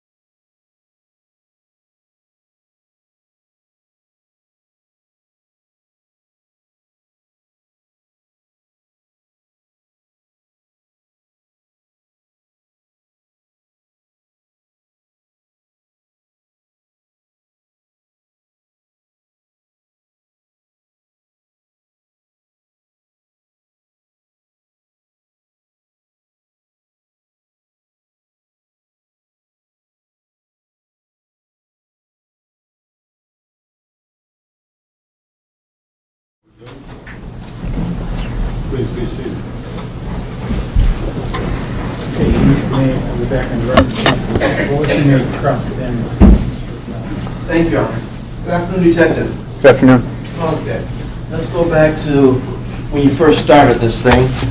You were telling us about, you'd gone out to the scene that had been identified to you to look over the roadway, is that correct? Yes. Take pictures, take measurements? Yes. Like the one that's up there? And my understanding is the incident occurred on a Saturday, you were back out there this time on a Monday? Yes, I believe so. So approximately 48 hours later? Correct. Okay. Can you tell me, do you have any recall, or do you know how far apart, there were two bullets located at this location. You know how far apart they were located? No, sir. Okay. And that there's nothing on that tape that you took that would indicate where that first bullet was located, is that correct? No, sir.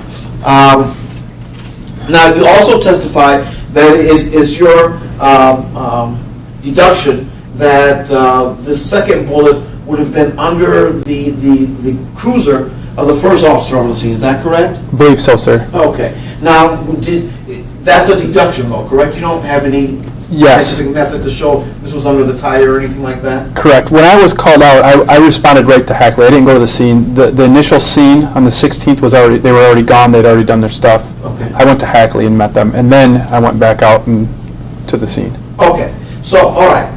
I guess that raises another question for me. The first officer on the scene finds the first bullet, correct? Yes. Okay. Was there another officer or officers on the scene between the time the first officer was there on Saturday and you were there on Monday? I don't know, sir. Could there have been?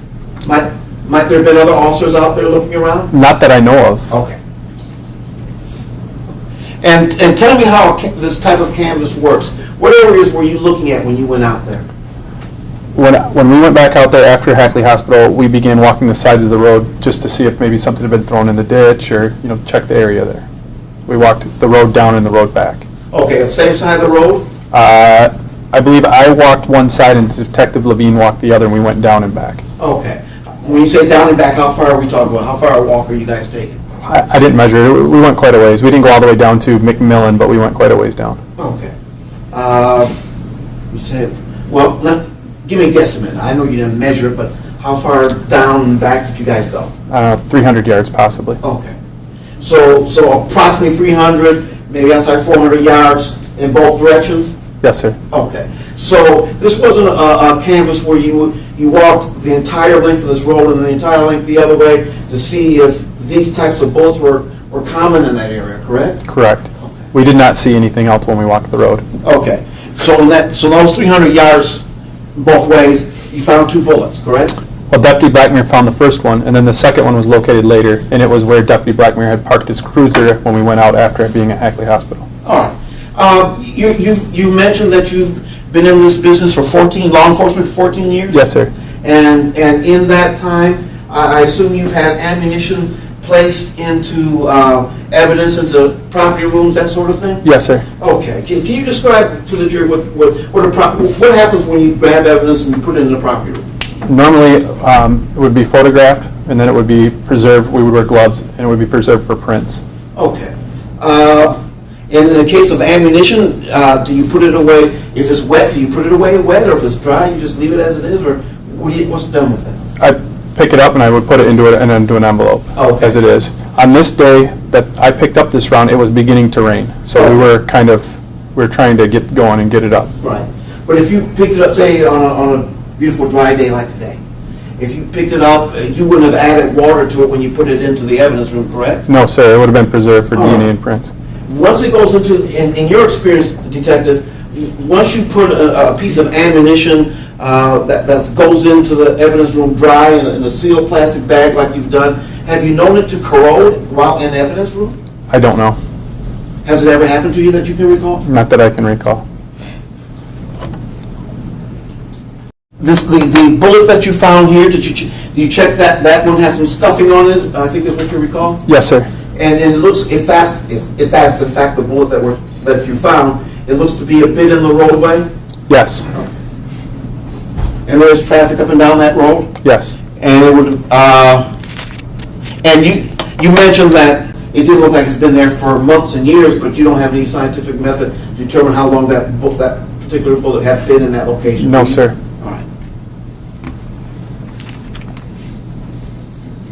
Okay. Detective, you mentioned in your resolution of this, in your investigation of this particular case, that you settled on a Dodge automobile. Is that correct? Yes, sir. What initially, was there any talk about a Town and Country? Because of the body style, possibly yes. Okay. It was never said that. It was just after I went over the band Yes. styles with the victim that this video was located. And why was Town and Country one of the styles that was a potential? Because a Chrysler Town and Country and a Dodge Caravan have the same body styles. All right.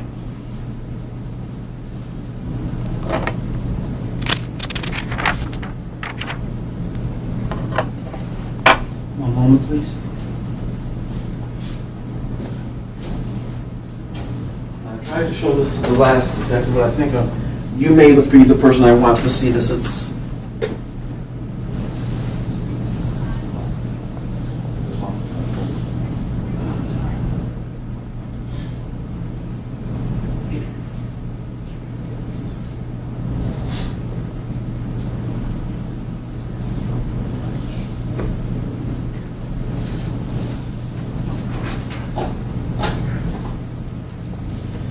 Detective, there's some writing that's yellowed on the bottom there. Yes, sir. Can you, and there's a bunch of initials. Can you tell me what that means, if you know?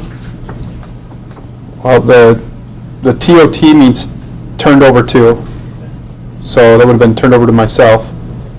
And then the bottom is the date, the time, and then the MCSD is Mesquite County Sheriff's Department. I don't know what the PAC, I think the PAC is possibly Pat Collins, who reviews our reports. I don't know what the 561 is, and then the MCSD is the Mesquite County Sheriff's Department. Has the thank you. Has the property room remained the same in the same location during the period of time this entire investigation? In other words, has it been moved from one location to another? No, sir. One moment, please.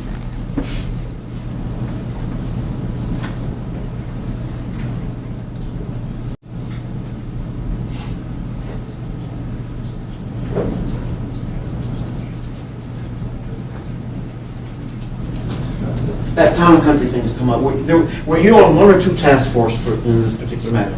I was on two. I was on, the abduction. Yes. I was on, and then I was on Herring after that. Okay. Did the Town and Country automobile come up in both investigations?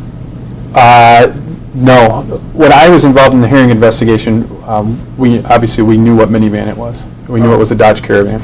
Thank you. I have no further questions. Thank you.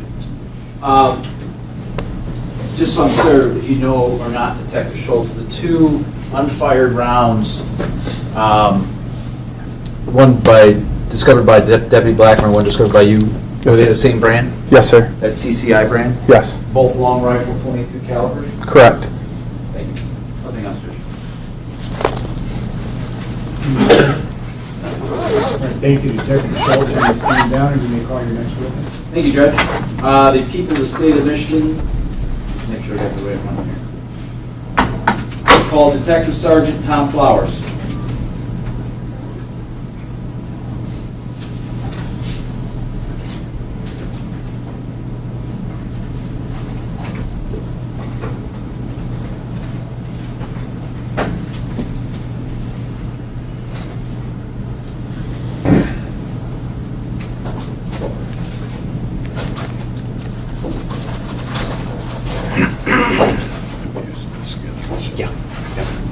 Keep asking this, so I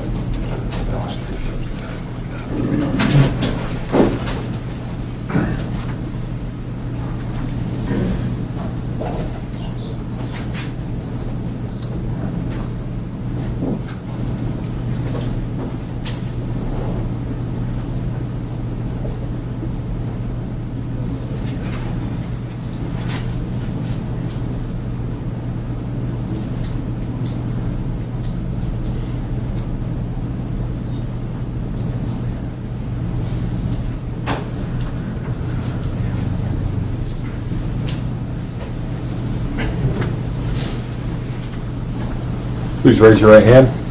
Do you swear that the testimony you're about to give will be the truth, the whole truth, and nothing but the truth, so help you God? I do. Please have a seat. State your name for the record. Thomas Flowers. Sergeant Flowers, good afternoon. Good afternoon, sir. Thanks for being here. You are currently assigned to, or I should say, you are part of which department? The Michigan State Police, And how long have you been with the Michigan State Police? 22 years. And your current assignment is with what division? I work in the Forensic Science Division. And in particular, do you carry a specialty? My specialty is latent fingerprints. Okay. Now, are you also part of what we call the Mobile Crime Lab? Yes, I am. What is that, please? It is a team that we have at the Grand Rapids Laboratory, and we respond to any major crime scenes on the west side of the state that we're requested to. Okay. And was that Mobile Crime Lab asked to come out on May 17, 2016? Yes. And in particular, were you part of that team? Yes. And do you recall, sir, what your assignment was? We were asked to search a vehicle that was seized in an attempted child abduction case. Okay. Now, jump one photo ahead of myself. People's Exhibit 1. Does that look familiar? Yes. Is that the vehicle that you were requested to search? Yes. And I guess your part in the search was what, sir? Part of it was to search for latent fingerprints, but in general, just to see if we could develop any evidence that was inside the vehicle. Okay. And were you able to discover things? Yes, we were. Okay. Let's talk about it. First, this is People's Exhibit 17. What are we looking at in this photograph? 2 handheld Sony video cameras. And do you recall, sir, where these were found in the vehicle? They were found in a locked toolbox in the rear compartment of the vehicle. Okay.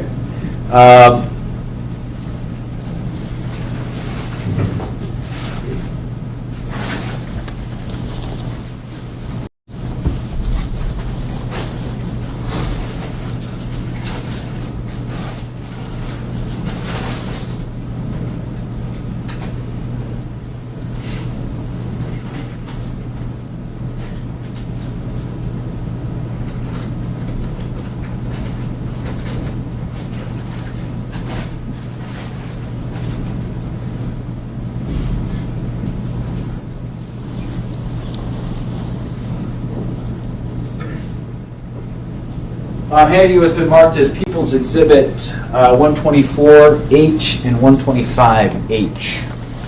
Have you grab those one at a time? Are those the 2 video cameras depicted in People's Exhibit 17?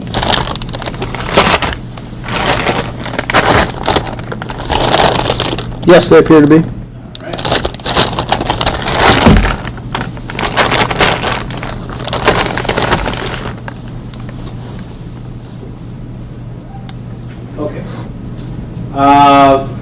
Let's move on to People's Exhibit 18. What are we looking at in this photograph, Sergeant? That's a black metal toolbox that we found in the rear storage compartment of the van. Now, is that the storage compartment where you found that, is that in this photograph? Yes, it is. And maybe just so I guess the jury gets an understanding, there's a stick here. Can you point out? Sure. This area right here, I believe that's typically the space where the seat in some minivans would fold down and tuck up underneath there, and that way you'd have more storage space. In this case, the seat was up, but yet the toolbox was down in this compartment. Okay. And was it found as it is depicted, it had a padlock on it? Yes, it did. Okay. Now, did you get an opportunity to observe the items inside that toolbox? Yes. All right, let's talk a little bit first about on the inside cover. This is People's Exhibit 19. Do you recall seeing this? Yes, I do. And did you have any idea or an understanding of what it was? After looking at it a little bit closer, it appears to be injection sites. Okay. And this, just for the, I'm going to pull the toolbox out here in a second, but Okay. for the jury's point of view, this was located where? When you open the toolbox, it would have been under the lid. It was just taped with clear tape under the lid of the toolbox. Okay. Let's grab.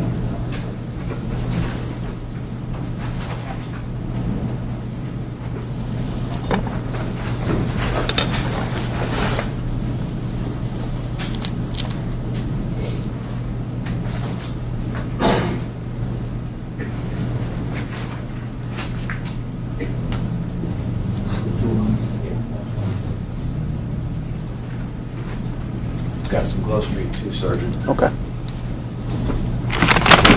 This is People's Exhibit 126H. Could you describe to the jury what that is, please? This is the packaging that we wrap the toolbox in. Okay. I'm going to allow you to open it up. Need some help? Would you want us to kind of...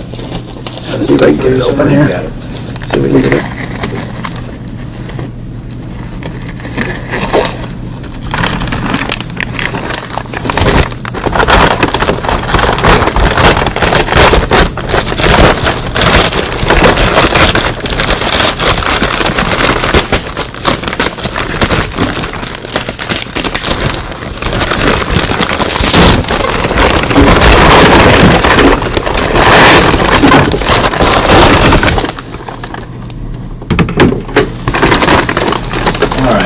Now, is that the same toolbox that was depicted in People's Exhibit 18? I don't know which number you're referring to. It's not on the screen. It's the lid's on the screen right now. Let me show you. I'm sorry. There's a book in front of you too, but this is worked out pretty good. 18. Yes. Same box. Same box. Okay. Now, when you open up the box into the contents, can you describe for the jury, maybe we'll go one by one here, the items that you discovered? And I'm going to flip to People's Exhibit 20. Let's talk about this. Where did you find these items? These items are all within the box. What are we talking about? We have a set of handcuffs attached to a chain, another section of chain, metal J-hook, a section of rope, 2 4AA batteries, and a partial leather strap that you can see in that photo. Okay. That was all contained within the toolbox. Yes. People's Exhibit 21, what are we looking at in this photograph? That's the partial leather strap with red ball attached and a single AA battery also within the toolbox. And is that commonly called a ball gag? Yes. Now, I don't think.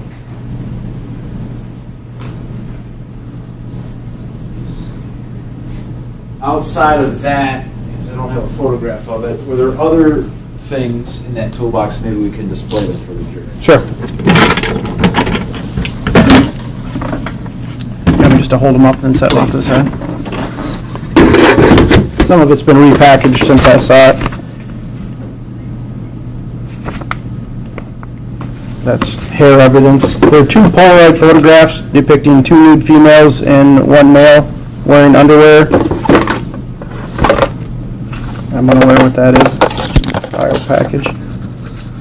We're going to get to that in a second. Okay. 1 metal lockbox containing 2 pair of nitrile gloves and a container of 22 long rifle ammunition. A single Mizuno leather glove. Another pair of Reebok leather gloves. The chain and handcuffs that we already mentioned. The J-hook we already mentioned. The ball gag that we already mentioned. Another sexual toy. Section of rope we already discussed. Another metal bar with leather restraints on the ends. Another purple sexual toy. A tube of lubricating jelly. 1 more section of chain. A handwritten letter with names and addresses on it. And another typed letter with names and addresses on it. Batteries we already discussed, and 1 empty Lysinopro jar and 2 keys. 1 handcuff key and 1 random key. Okay. That essentially illustrates the contents of the box that you discovered. Yes, it does. And I know that maybe you could just show the jury the injection site you're talking about. Sure. That was right here under the lid.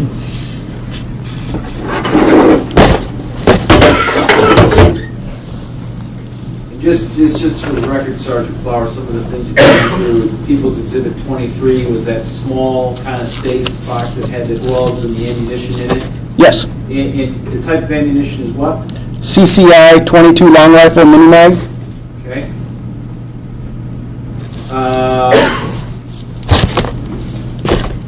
We went through it. Now, let's talk about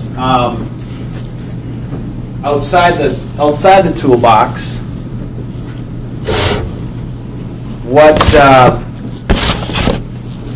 What else did you discover? Inside the vehicle? Yes, sir. I'm sorry. There's another black lock box, very similar to this one, underneath the driver's seat. All right. I'm going to have that here for you in just a second.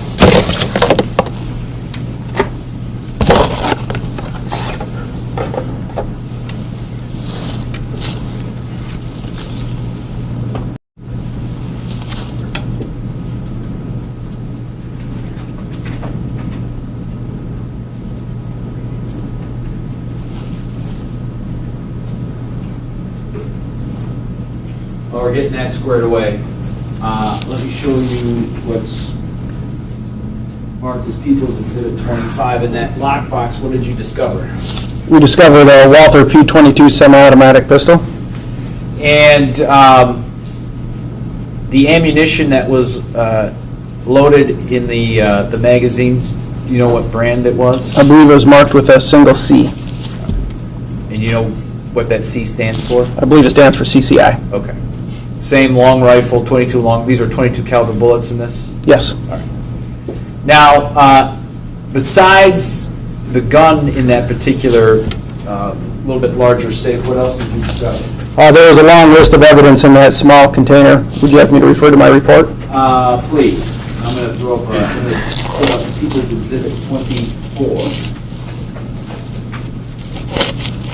I can refer to my report or just list it right off the screen. Well, let me ask you this. In this particular picture, People's Exhibit 24, does that contain the items that were discovered in that Century kind of safe? Yes, it does. All right. Could you describe what you found, please? There's a single steel cable. There's a blister pack containing 7 blue pills. There's 1 vial of insulin, 4 syringes with orange caps, 2 contacts marked left or right, 1 individual orange cap, 1 black straw, 1 magazine for the pistol, and 1 single cartridge for the pistol. Okay. I'm going to show you what's been marked as People's Exhibit 127H.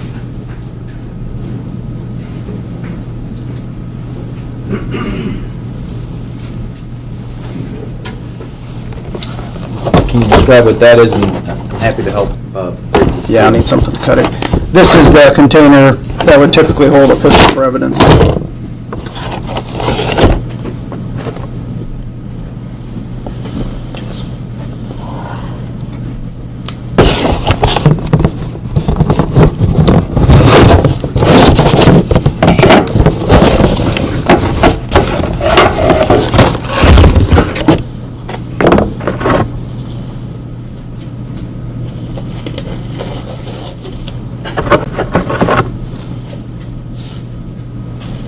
Just so we're sure here, Detective or Sergeant, that gun isn't loaded, is that correct? It is not loaded. All right. You display that for the jury, please. And is that the Walther 22 that's depicted in People's 24 as well as People's 25? It is. Okay. And again, that was discovered where? In a lockbox underneath the driver's seat. Okay.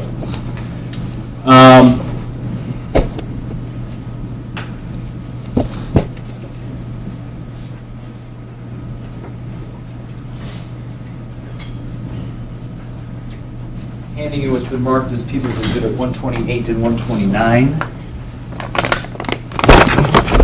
Let me go ahead and open these. No, you don't have to. You can Okay. just describe it.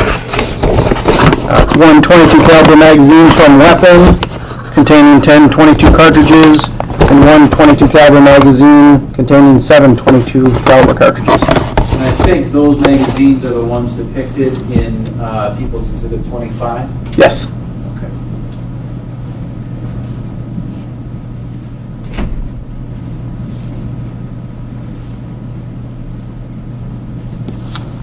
Well, let's talk a little bit about some of the lab work you did. First and foremost, you indicated that your specialty anyways is in the print. That's correct. Print division, is that correct? That is correct. And just in general, can you describe for the jury the process you went through in trying to see what, if any, prints you could discover? Well, every object is slightly different, but a lot of the non-porous smooth objects like the toolbox or the pistol or some of these other lock boxes, I use a process called superglue fuming. It's a process where you put these items in a chamber, you'd heat up superglue, which contains a chemical called cyanoacrylate. Once it vaporizes, it will adhere to the side of non-porous smooth objects. You may be able to see some of it on the side of the black toolbox. That will make the fingerprint visible, if there are any. And at that point, if I saw any fingerprints that I thought were identifiable, I would photograph them and attempt to make an identification from those photographs. And as it relates to the items that we've kind of went through, did you attempt to find fingerprints on those? Yes, I did. And which items? I was able to find the items that I was able to find fingerprints on. Let's talk about the items that you tested first, and we'll get to what you found. I believe I tested all of these items plus some for fingerprints. Okay.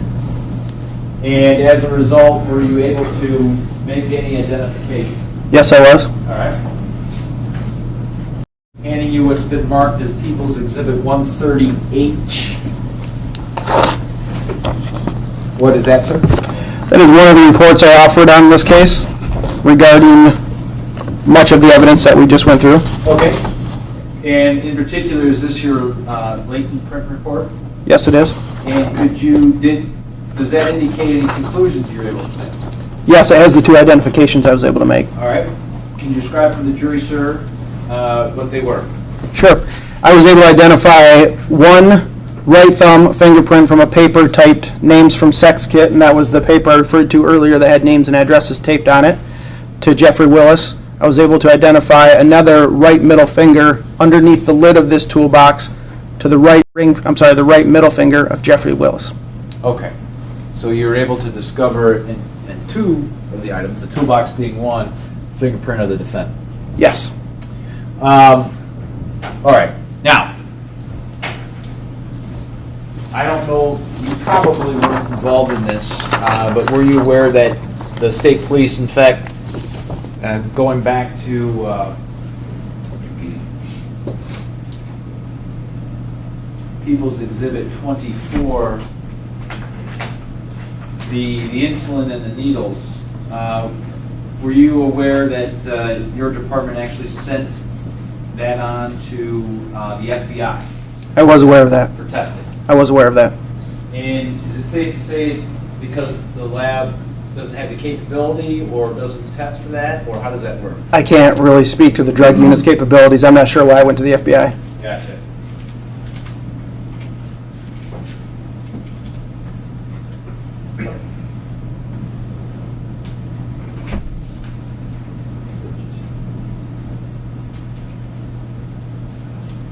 Handing you what's been, well, I will say, Judge, for the record, it's my understanding that Mr. Johnson's not going to object to this coming in.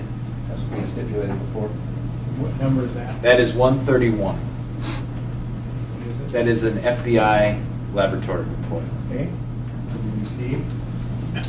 People's Exhibit 131, FBI lab report. What does it say? It lists items 1 through 5, vial labeled insulin, 1 syringe, an unknown liquid substance from item number 2 syringe, a syringe L26, a syringe L26, another syringe L26. Their numbers are 3, 4, and 5 on that. That is the evidence that they examined. Okay, and did they make a determination as to the liquid that was contained therein? Yes, their interpretation says human insulin and insulin lisopro are not differentiated by the methods that were used. Results were human insulin, insulin lisopro was identified within item 1 and item 2 liquids. Okay, so item 1, if I heard you right, item 1 being a syringe that was filled with liquid, and item 2 being the actual bottle. Do I have that? Item 1 is the vial labeled insulin lisopro injection, and number 2 is syringe Our number was L26. Okay. And they have item 2-1 is unknown liquid substance from item 2 syringe. Okay. So the liquid in the vial depicted here that you discovered is human insulin, and according to the FBI. According to FBI. And the liquid in the syringe, which appears to be, I guess, full, for lack of a better way to describe it, was determined to be human insulin as well. Correct. Okay.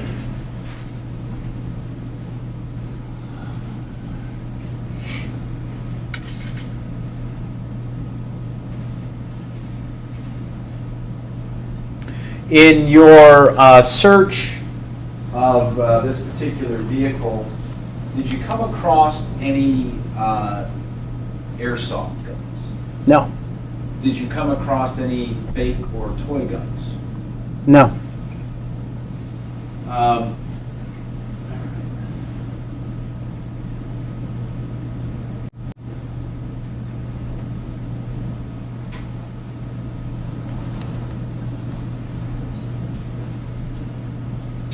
Your Honor, I would start with the photographs. I would move for the admission of people 17 through 25, which is the photographs that Sergeant Flowers testified to. No objection. We received. I believe that People's Exhibit 124, I'd move for the admission of that, which is a toolbox and its contents, which Sergeant Flowers testified to. No objection, Your Honor. It's 26? 124. 124 is the video camera? Plus 125. Oh, I'm sorry.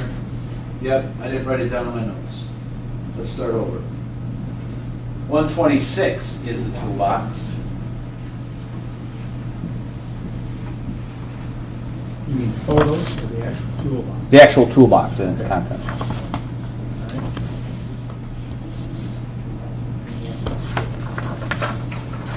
17 through 25 are the photos. That's correct.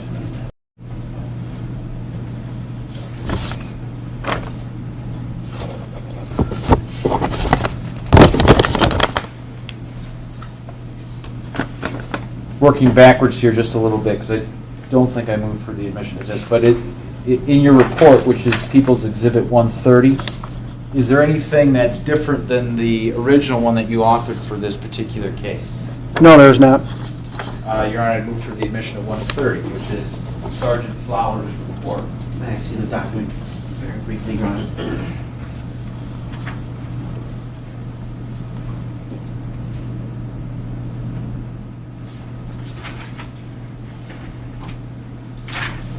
No objection, Your Honor.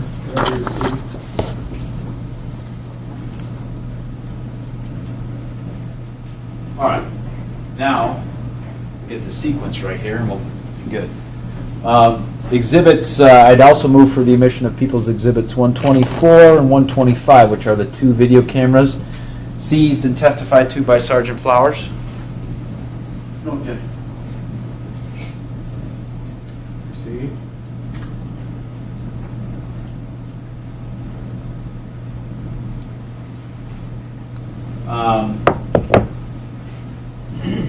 Unless Mr. Johnson corrects me if I'm wrong, I think we admitted the toolbox, which was 126. Correct. Right. Then I would move for the admission of People's 127, which is, just make sure I get that, which is the handgun, the P22, that was discovered and testified to by Sergeant Flowers. No objection, Your Honor. Received.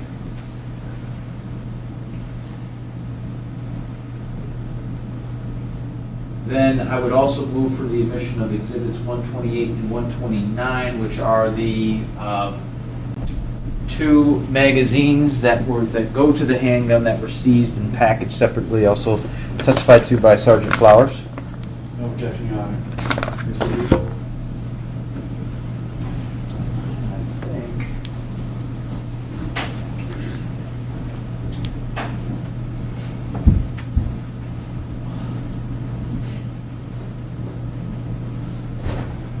All right.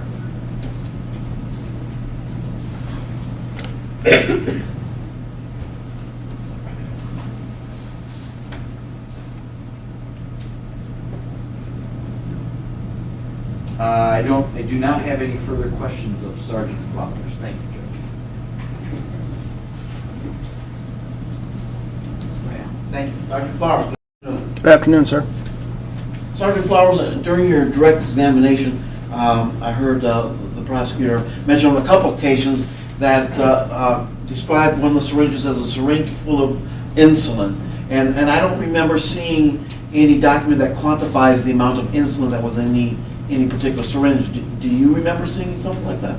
That gave a quantity? Yes, sir. No, sir, I don't. Okay. Do any of your reports say this syringe was full of insulin? My specific latent fingerprint reports? Yes, sher. No, they wouldn't address that. The FBI's report may address that. Is the FBI, isn't that still in front of you there? It is.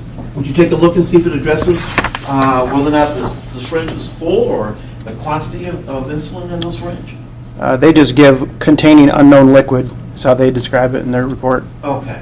They don't give you a quantity, and they don't specify full, half empty, anything like that? Doesn't appear so. Okay.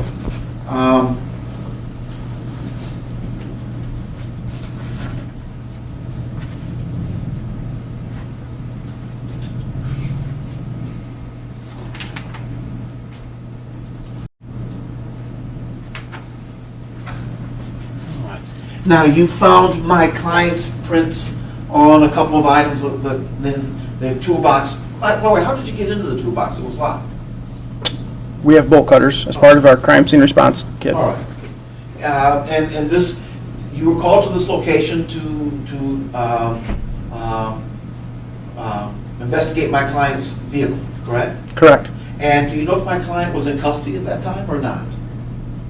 I don't know for a fact if he was or not. I assumed he was, but I don't know that. All right. Did anyone ask for a key to that box or the vehicle for that matter? I believe we had the key to the vehicle. You have the key to the vehicle? I don't have the key to the vehicle. I believe the key to the vehicle was here. Okay. I'm 100%, but I think it was. When you went through the vehicle's unlocked? Yes. Okay.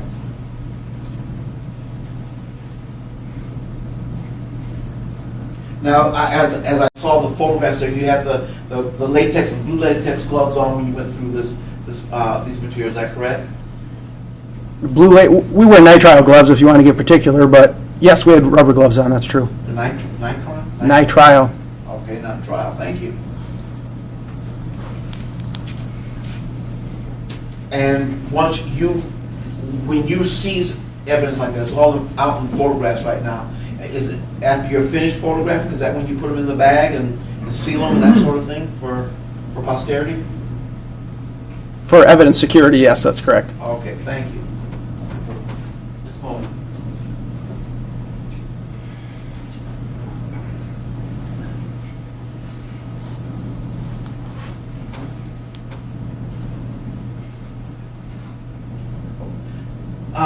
You meant, did you give us the complete list of what you found in there, what you seized at the time, in your reports?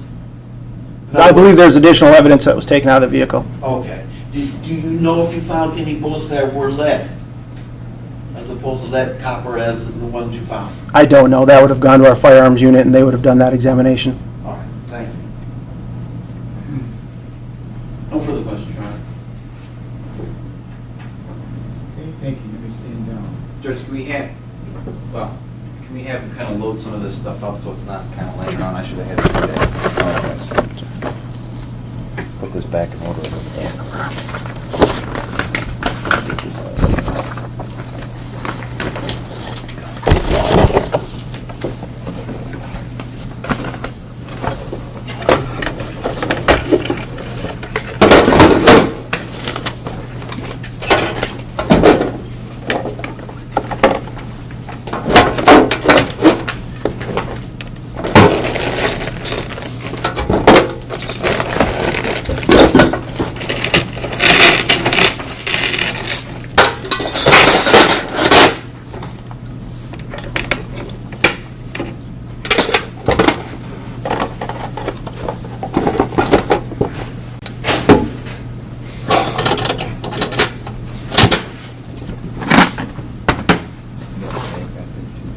Yes.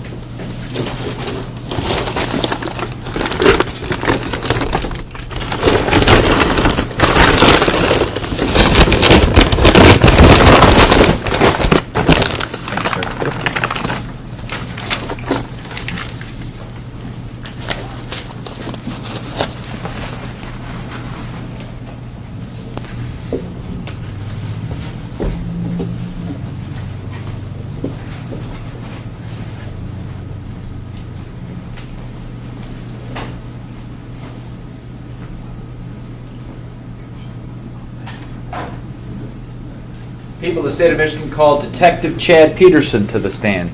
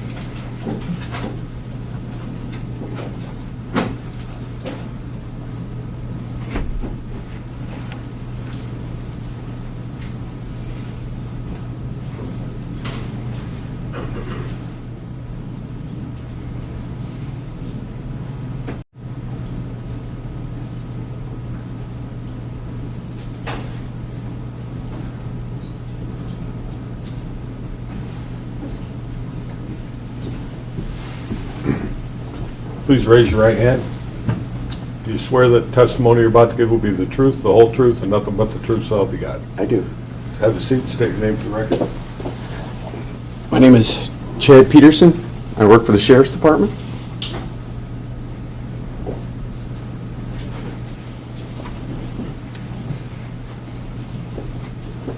Good afternoon, Detective Peterson. Hi there. I think you indicate you work for the Sheriff's Department? Yes. And how long have you been with the Sheriff's Department? 18 years. And how many years total police do you have? Probably just a little over 18 years. Okay. All with one department? No. Who else did you work for? I also work for Newaygo County Sheriff's Office and the City of Whitehall. All right. And your current assignment is what? With the Detective Bureau, with the Sheriff's Office. And in particular, are you, I mean, I know there aren't separate divisions, but do you have a particular task that you are usually engaged in? The Evidence Control Officer. Okay, what does that mean? I handle the evidence that comes through the Sheriff's Office. Okay. Back in May of 2016, did you work for the same department, have the same responsibility? I did. And do you recall being part of a search team that searched 1842 South Sheridan? Yes. And why, on that particular day, were you interested in that particular residence? We had information that the person living there was a suspect in an investigation that we had. Now, obviously, you were armed with a search warrant when you did this? Yes. Okay. Now, your role then at 1842 South Sheridan was what? I took pictures of the home along with the evidence. I seized the evidence and transported the evidence. Okay. Now, were you aware of who the homeowner was? I was. Who? Jeffrey Willis. All right. Well, let's talk about some of the things that you discovered. First, look at People's Exhibit, Proposed Exhibit 26. What is this? This is the Jeffrey Willis home. Okay. And People's Exhibit 27. Again, the Jeffrey Willis home. Okay. Now, was that when you folks were there searching? Was there anybody at home? There was no one there. Okay. All right. Let's talk about what does People's Exhibit 28 show us? That's a Bursa handgun. Okay. And can you describe for the jury where you found that? That was found in a dresser drawer in the master bedroom of that home.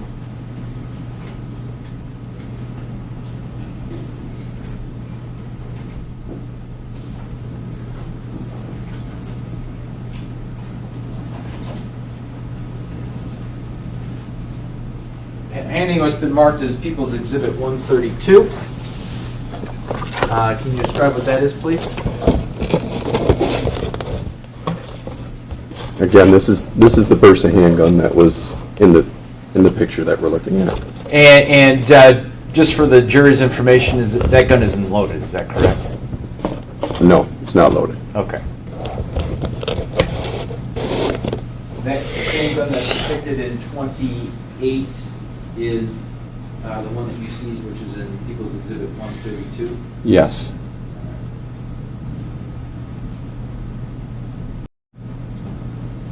Moving to People's Exhibit 29. What are we looking at in this photograph? That's a WD My Passport external hard drive. And where did you find that? Again, in a dresser drawer in the master bedroom.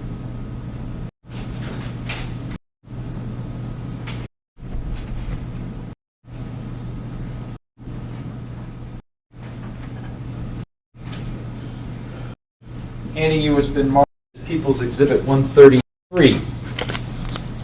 What that is, please. Again, would you like me to open it? No, you don't. Okay. Again, this is the WD My Passport external hard drive that's depicted in the picture. Okay.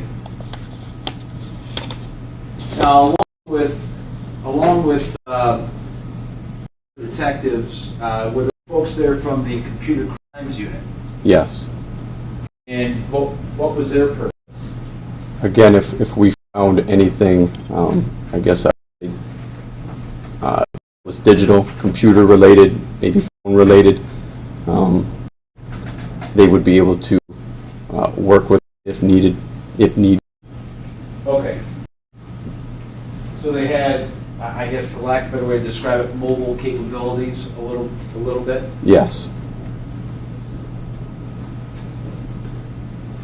All right, showing you what's People's Exhibit, or marked as People's Exhibit, I should say, 30. What are we looking at here? That's a Asus computer tower. And where was this found? That was in the master bedroom of the home.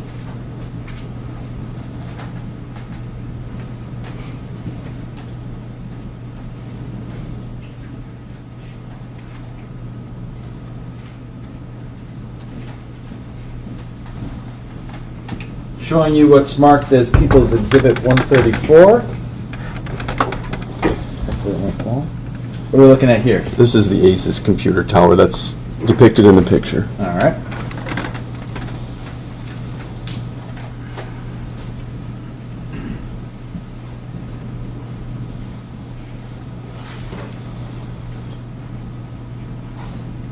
People's Exhibit 31. What are we looking at in this photograph? What of interest did you collect? I believe we took the SD card and the thumb drive that are in the center of the picture near the change that's seen. There should be a stick there. If you could just point that out. It would be this right here and that. The thumb drive on the left, the SD card on the right.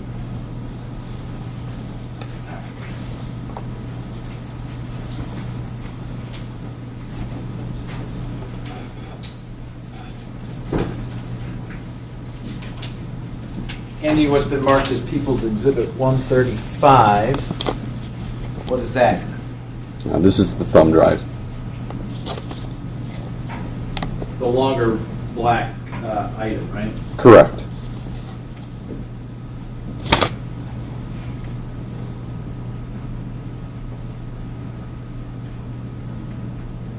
All right. Labeled, this is People's Exhibit 32. What are we looking at in that photograph?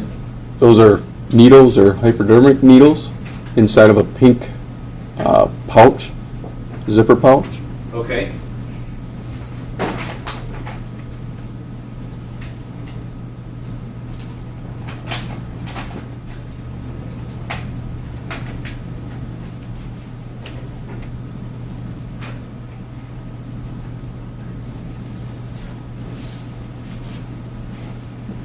And do you recall where these were found? These were found in what I've referred to in my report as the pink room, pink bedroom. Okay. And that obviously was inside the house? Correct. And where in location to the bedroom, do you remember? It would be the room right next to the master bedroom, off the same hallway. Okay. handing you what's been marked as People's Exhibit 136. What do we have there? Again, these are the orange cap syringes that are in the picture that we're seeing. Now, do you recall, Detective, obviously syringes have a cap that protects the needle so you don't poke yourself. Yes. Did these syringes have that protection? Yes. Now, did they also have a cap, a bigger cap that protected the plunger? I don't recall. All right. If we broke that open, would that help Yes. refresh your memory a little bit? Yes.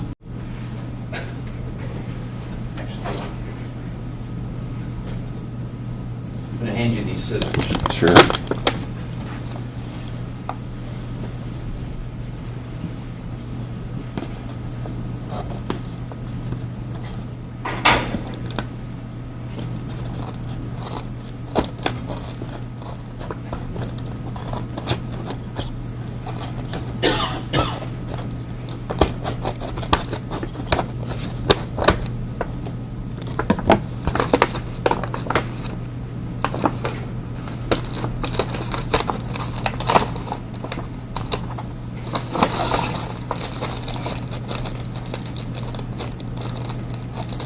Okay. Yes. The orange cap that covers the plunger? Yes. Yes. There is a separate cap that protects the plunger. Is it safe to say, from what you see there, that cap is wider, a little fatter than the one that protects the needles? Yes. Okay, thank you.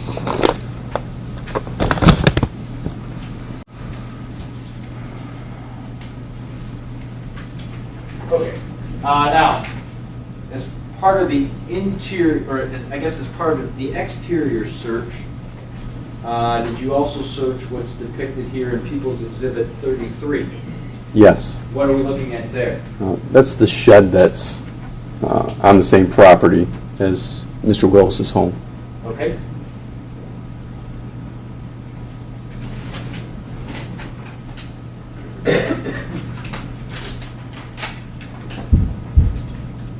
Let's start with People's Exhibit 34.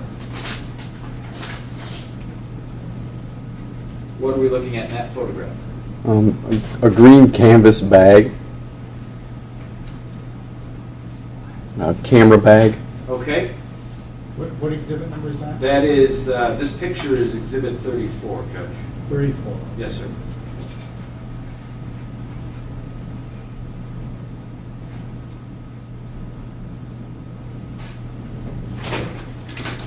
And was that located, looks like maybe in a cardboard box Yeah, that was inside the shed. inside the shed? Okay.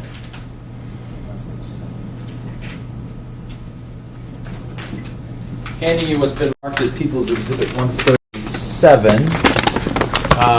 You don't need to open that up, but what does that package contain? Yeah, this is the Sony brand green canvas bag. The one that's depicted up here in People's Exhibit 34? Yes. Okay. Now, within that particular bag, were there other items that were discovered? There were camera accessories. I believe there's a folding knife. Do you recall discovering any micro cassette tapes? I believe there was inside the green canvas bag. All right. Now, you can correct me if I'm wrong, Detective Peterson, but obviously you were just tasked to photograph and seize. Were you part of the actual search that found this, or did another detective find it? I believe another detective found this item. Okay. Lisa Ferreras? Correct. Okay.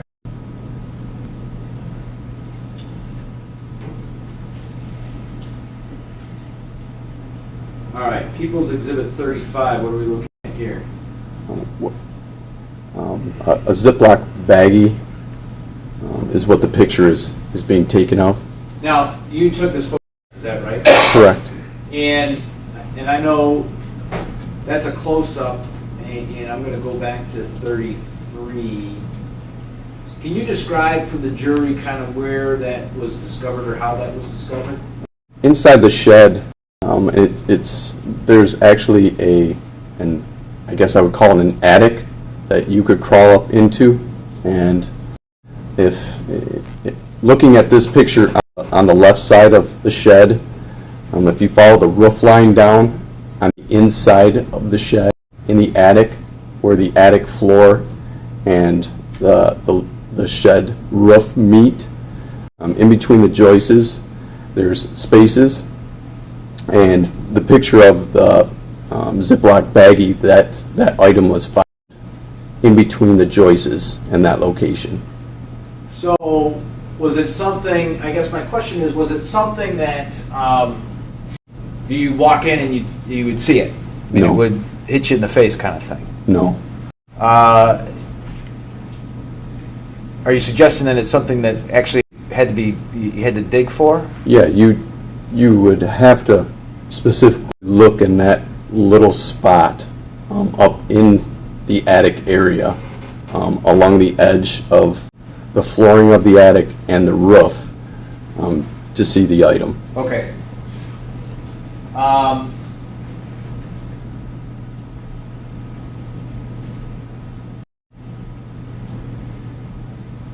People's Exhibit 36, what are we looking at there, sir? That is the black bag after it's been removed from that location in the attic. And do you recall what was discovered? Well, inside the Ziploc bag, what is I guess that shiny material? What we found inside the Ziploc bag was its tin foil, and wrapped inside the tin foil was some form of clothing that we later found to be women's underwear. All right. You remember how many pairs? I believe there was just one pair. All right. Handing you what's been marked as People's Exhibit 138. What are we looking at in that exhibit, please? Again, this is the plastic Ziploc baggie with articles of clothing and the tin foil with the underwear. Okay.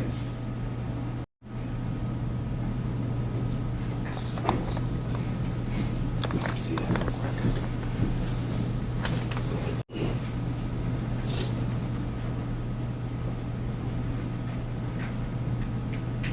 Okay. And is that, I guess, what's depicted in People's 36, is that what's in People's 138? Correct. Okay.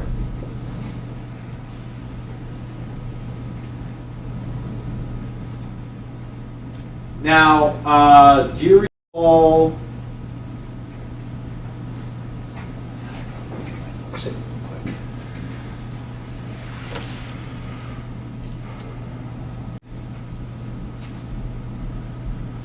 Now, do you recall performing a second search at that address on a different date?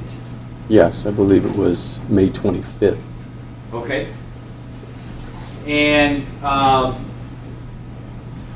in particular, in People's 37, what are we looking at in this photo? What the picture of is a cold air return vent that was in the living room area of Mr. Willis's home, specifically on the east living room wall. All right. And in searching that, and I'm assuming, well, I guess you tell me, when you guys, or when the team searched, was it open like that, or did somebody actually have to open it? No, we had to open it and look inside. Okay. And when you looked inside, what did you discover? In the picture here, you can see black cords. They're actually attached to a second WD My Passport external hard drive that we actually found velcroed to an inner stud of that east wall, and the way to get to it was through the cold air return vent. Showing you what's been marked as People's Exhibit 38. Is that the My Passport that you were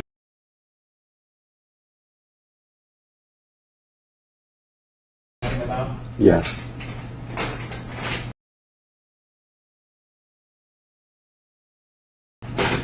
Okay, now, the photo is what number?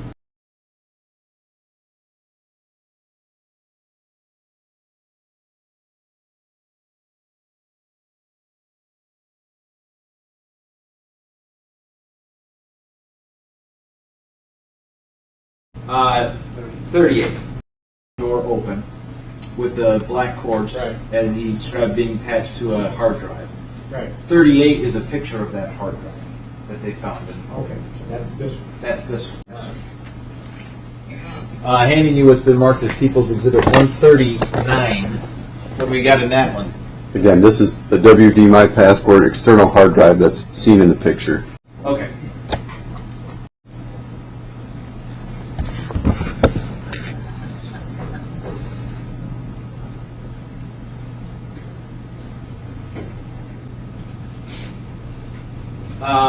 Finally, well, People's Exhibit 39. What is this a picture of?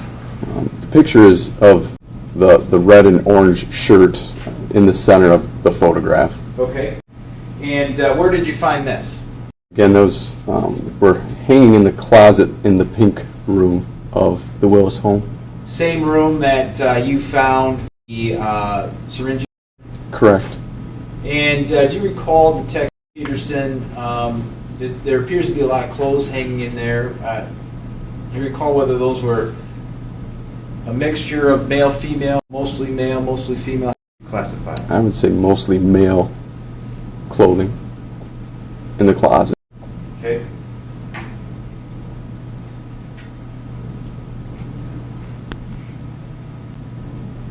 Now, in your searches of the Sheridan house, did you ever find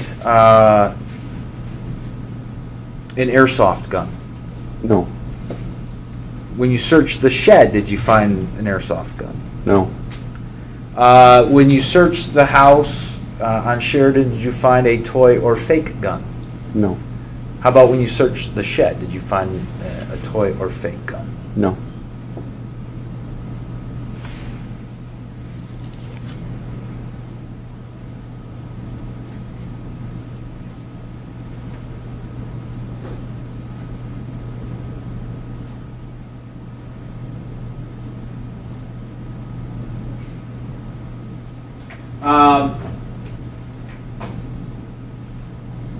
All right.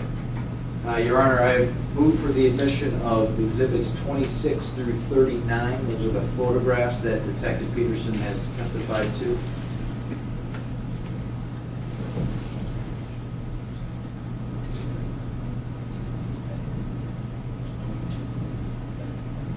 There's no objection. Okay, I want to know what exhibit number 33 was. Exhibit 33, Judge, was the outside picture of the shed. Okay.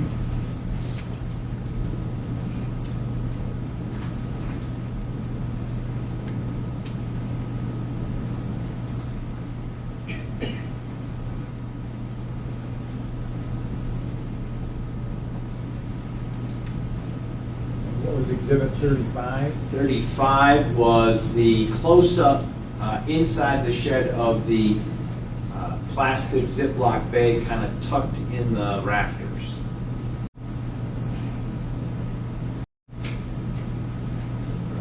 So you want in 26 through 39, correct? Yes. All right, those will be received. Now in the 100s, what numbers do you want? All right. Exhibit 132, which is the Bertha handgun recovered from the house, testified by the detective. No objection, Your Honor. Exhibit 133, which is the WD hard drive found in the master bedroom, testified by Detective Peterson. Objection. Both received.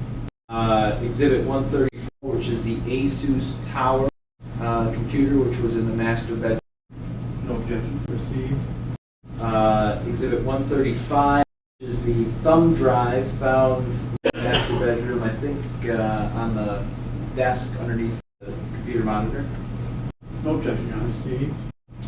136 is the syringes from the pink room.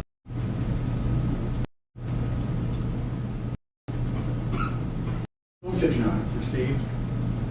137 is the camera bag found in the shed. Your Honor, why don't you... All right.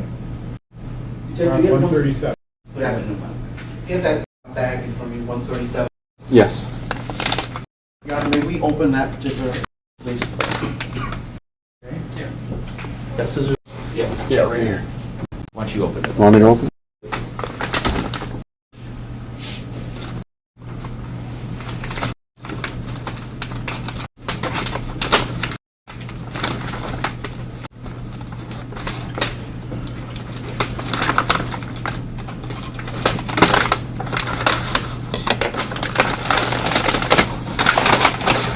Do you want me to wear gloves?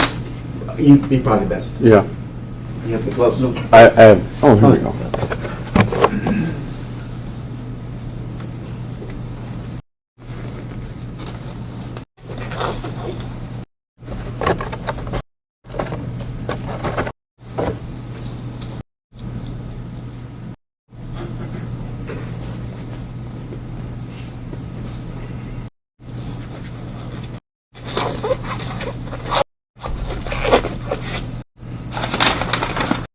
Not the other mount?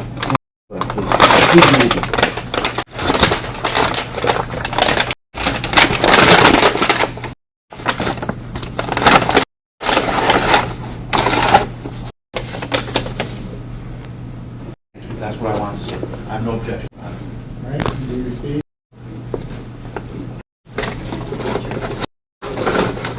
Exhibit 137. 137, yes, sir. 138, the bag containing the Ziploc bag, I believe the foil and pairs of underwear.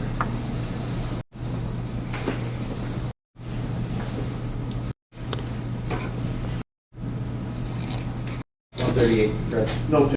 All right, received. Exhibit 139 is the second Western Digital hard drive. And no objection. Received. Okay.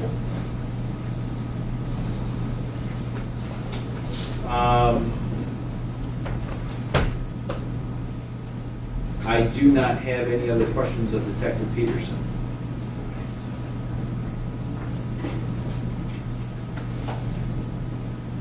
Thank you. Detective Peterson, you testified that during your experience, you searched that particular premise on 2 different occasions? Yes. So are you familiar with what a gun sight looks like? Yes. Okay. And either of those occasions, did you, and anywhere in that home, did you discover a gun sight? One that would fit on a .22? No. Okay. And did you find any gun sight caps? No. Okay. Could you bring, one of the reasons I asked you about the Exhibit 137, Detective, is that the bag in there is green, but the photograph that's supposed to be of that bag is 34, is up on the screen behind you, appears to be black or a dark color. Can you explain the difference in color? If you look behind you, you can see the photograph I'm talking about? Yeah, I've got the same thing in front of Okay. me. Oh, I'm sorry. Maybe the coloring of the daylight. Why don't you pull the, oh, shoot, you took the gloves off again, didn't you? I'm sorry. The bag we saw had striping across the top that this bag doesn't have. Do you remember that when you took it out? I'm going to have to ask you to pull out again so we can Okay. take a look. I'm sorry.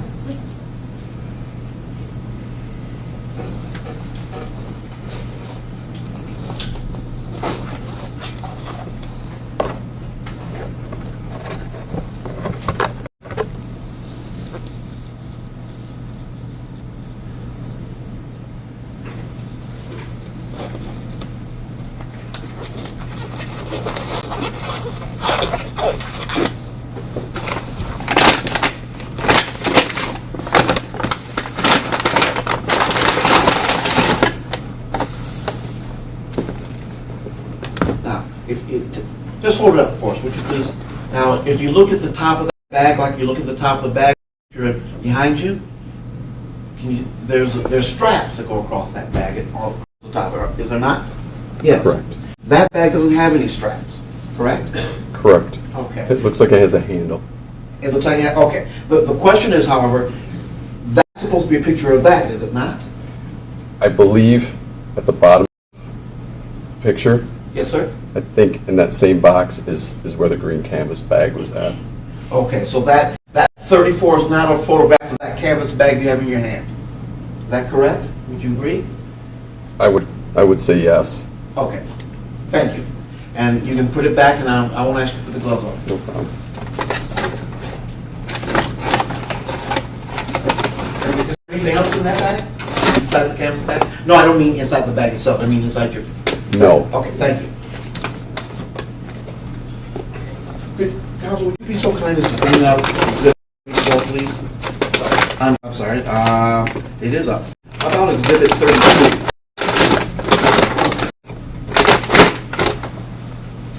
Detective, you have the Exhibit 32 on your monitor there as well? Yes. Okay. As I look at that, first of all, based on your experience, is that a lady's handbag or something along those lines? I believe that would be a lady's handbag. Okay. A zipper bag, some type. It appears to me as if some of those syringes are in sealed plastic bags, but others, the plastic bag has been broken. That the packaging has been broken. Do you see what I'm referring to? Yes. Okay. Yep. Is that the impression you have, that some of the bags are sealed but others are broken and open? Yes. Do you know if any of the syringes are missing from any of the broken package? Do you know or not? I don't recall that. Thank you.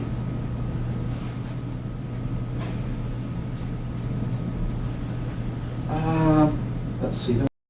The photograph of the cable, let's see. The air vent. Exhibit 37? Certainly. Thank you. As I look at that photograph, there seems to be multiple wires in that photograph. Is that one wire connected to itself or multiples? I don't recall. Okay. Could you turn to the next exhibit, please? I think it's 38? Yes, sir. Okay. That's what those wires are supposed to be connected to? The wire, I believe it's just the one wire coming off the external hard drive. Okay. But if you, back to 37, please. And then I'll take note of the difference in the wire. Are there multiple wires there in 37, or those aren't all to the hard drive, correct? I believe they're not. Okay.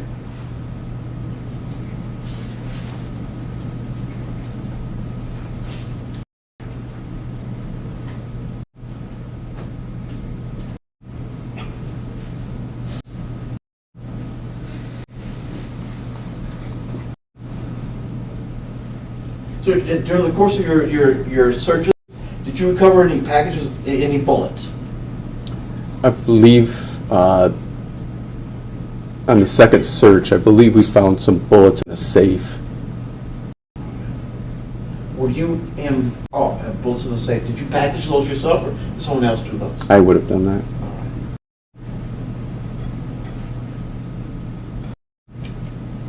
Were you involved in any other searches involved in this particular series of events, and specifically Haringa or Bletch? No. Did you encounter any blood during the course of your searches? Not that I recall. One moment, please.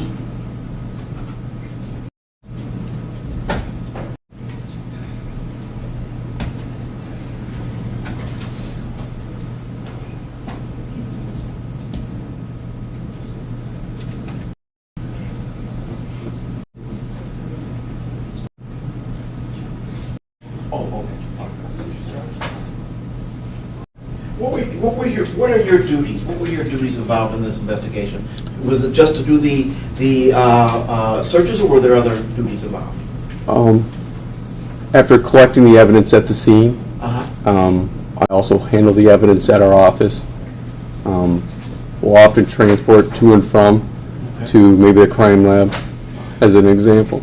But only of the evidence of this searches, or were there other packages of evidence that you handled? that you managed, I should say? Yes, there were. Okay. There were other evidence that you managed? Correct. Okay. That's what I'm asking you. Were you one of the lead detectives managing products located by others, or the stuff that you found? No, it would have been anything that was brought to our department. Okay. I would have handled that evidence at some point. All right. So there is and it's coming up. There's a drop of blood at the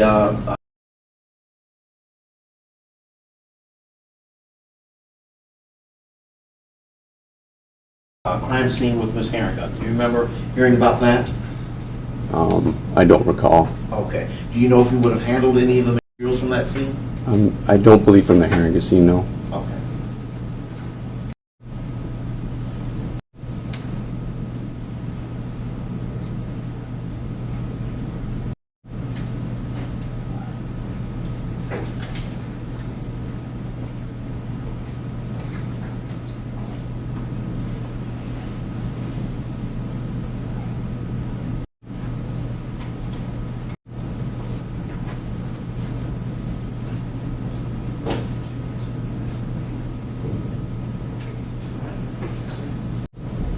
May I approach Your Honor? Okay. Detective, I'm showing you what's, I guess it's marked as incident report related property list, okay? And in that list, there are a couple bits of properties, and it's highlighted with Rebecca Bletch there and bloodstain droppings there. Is that something that you would have managed? Is that something you would have taken care of? Spend on his way, make sure it's got the crime lab. What do you do with that stuff, if anything? Well, the dates that you pointed out, 6/30 of 14 and 7/1 of 14, and I was not the evidence control officer at that time. Okay. If we still would have had the evidence after that date when I started being the evidence control officer, I could have managed that. Right. Yes.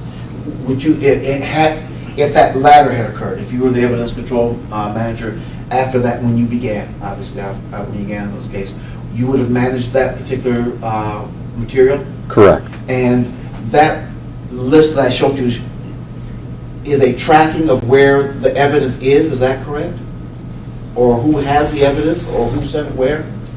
Can you explain that to me?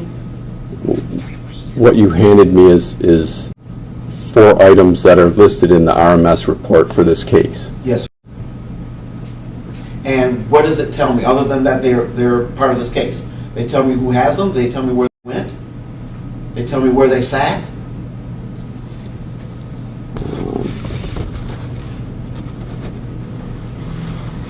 There's a description of them.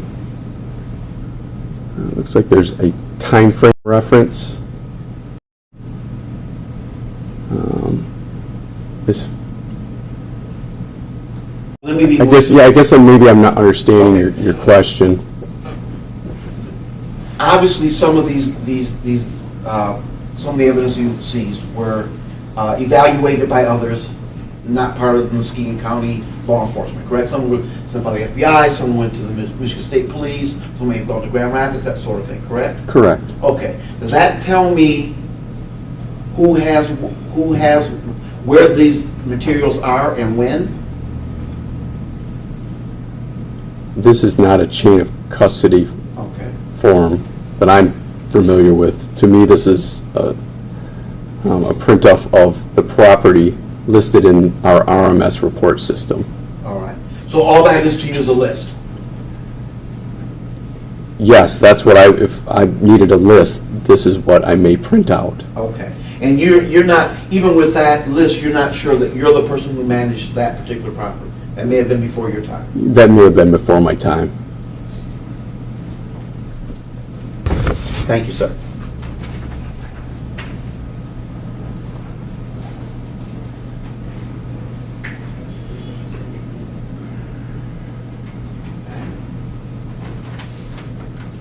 All right. You see the dates down there at the bottom, sir? Does it say 2/11 of 16? Does that have any significance to you? What does that tell you?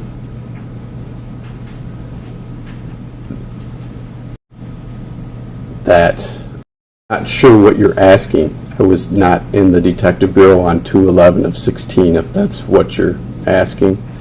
Is that the date that information was entered into that, on that list? Is that the date it was received? Is that the date it was collected? Is that the date it was sent to a lab? Does it tell me anything? Well, again, this is not, the question you're asking me in our RMS report system, Yes, sir. this is not the form that I would look that information up in. So this is the first time I've ever seen this in this. Okay. I guess, what you're looking at there is a timestamp. That's the date and time that you're asking me, with initials that are not mine attached to it. All right. Thank you. Yes. Any further questions? I just have one follow-up. On 34, Detective, I'm going to fall on the sword and I put the wrong picture in, but if I understand it correctly, that bag found within that box. Correct. There were maybe 2 camera bags, and I put the wrong picture up, put the wrong picture in my PowerPoint. Correct. Is that safe to say? Yeah. All right. Sorry about that. I have nothing else, Judge. Thank you. Okay, thank you, sir. You may stand down.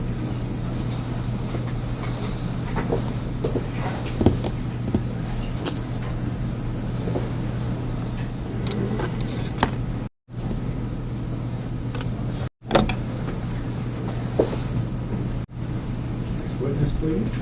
Thank you, Judge. People of the state of Michigan called Detective Flores to the station.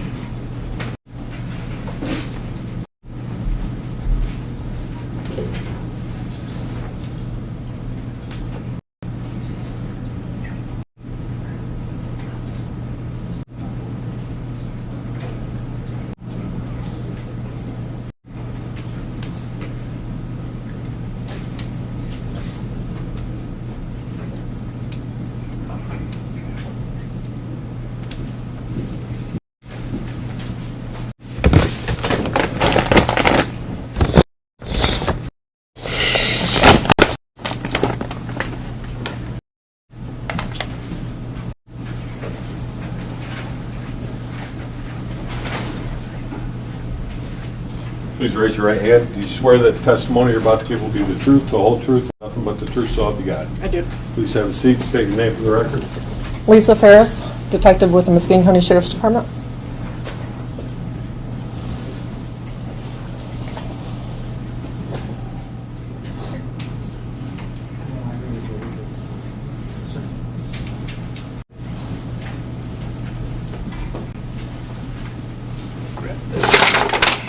Detective, could you indicate, maybe you did already, I apologize, because we're in a sidebar there, what department you work for?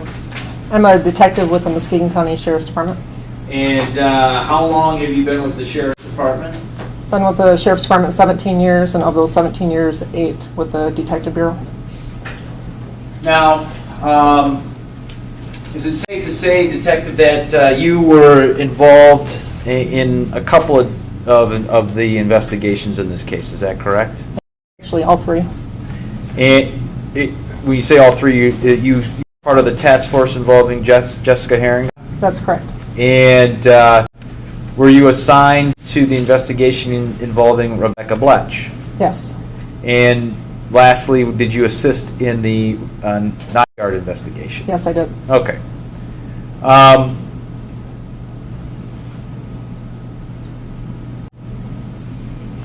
want to talk a little bit about,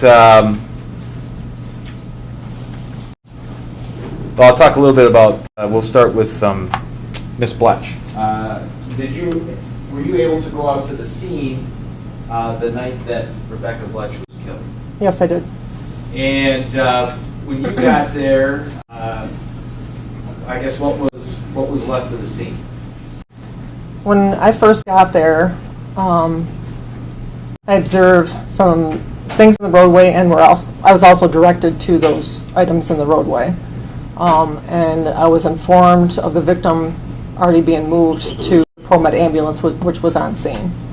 All right, just so we're clear on the items you're talking about, particular, are you talking about this set of items?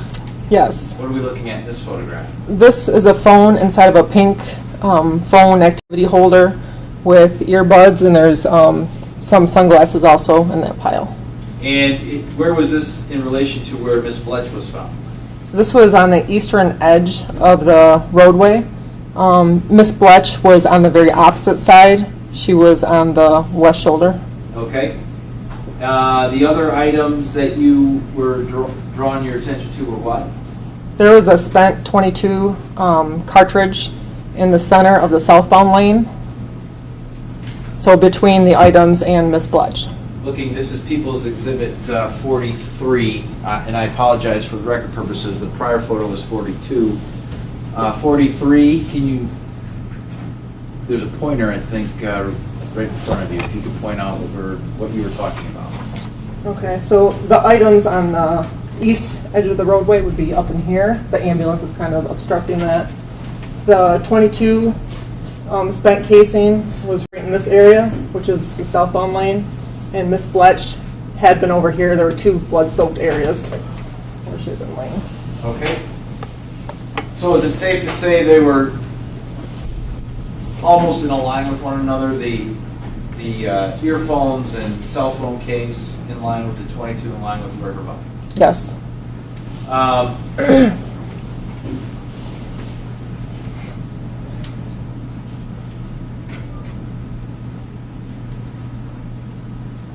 Now, is it safe to say, were you one of the lead investigators in the Rebecca Bletch matter? Yes, I was. And from the time this happened, this was June 29th of 2014, is that correct? That's correct. Okay. Up until the arrest and discovery of certain items on the defendant, did you work that case? Yes, I did. Did you follow every lead you could? Yes, I did. And did you ever get to a point where you had, this is, again, prior to the defendant's involvement, any solid suspect? No, we never developed a solid suspect in the case. I want to talk a little bit now, fast forwarding to your role in the Madison Nygaard.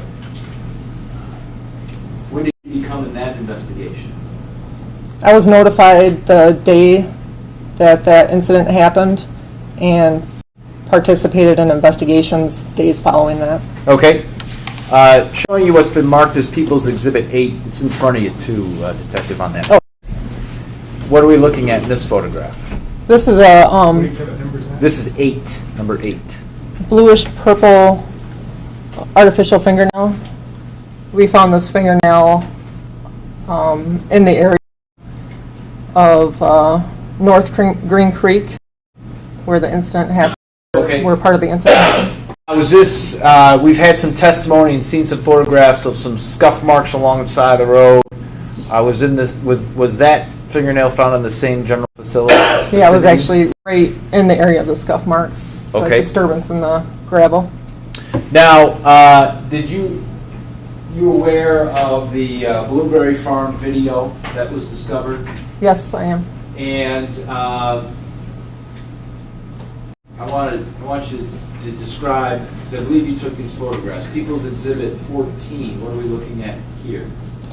Yes, I took these photographs. This is of the intersection of River Road and North Weber Road. This is from River Road, facing, well, looking northbound toward the Sodoni blueberry fields. Now, in this photograph, do we see some of the buildings that belong to that blueberry field? Yes, they would be up in this area. Okay. So this is from the intersection of River and Weber, looking north on Weber. That's correct. All right. Exhibit 15, what are we looking at here? So this is actually in the driveway of the blueberry fields, looking southbound toward the intersection of River Road. Now, this is, it's been described, and I think we can even see in this picture, there are two driveways belonging to this blueberry farm. Is that correct? Yes. And which one is this, the north or south? This is the north driveway. And from this vantage point, can you see all the way down to the intersection where the first photograph was? Yes, you can. And finally, People's Exhibit 16. What number? This is 16, Judge. What are we looking at here? This is pretty much from the south portion of that same driveway of the blueberry fields. And then you can see the address there, looking southbound toward the intersecting road of River. And again, from this vantage point, you can see, even in the photograph, the intersection of Weber and River. Is that correct? Yeah, that's correct.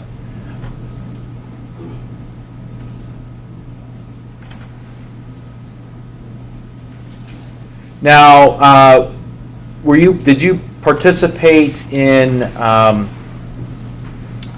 the part of the investigation in this particular case involving the van and narrowing it down? In other words, the photographs that have been testified to in an attempt to figure out which van or who belonged to that van or who might belong to that van. Any part of that process? Yes, I was. And it's my understanding. Give me 1 second.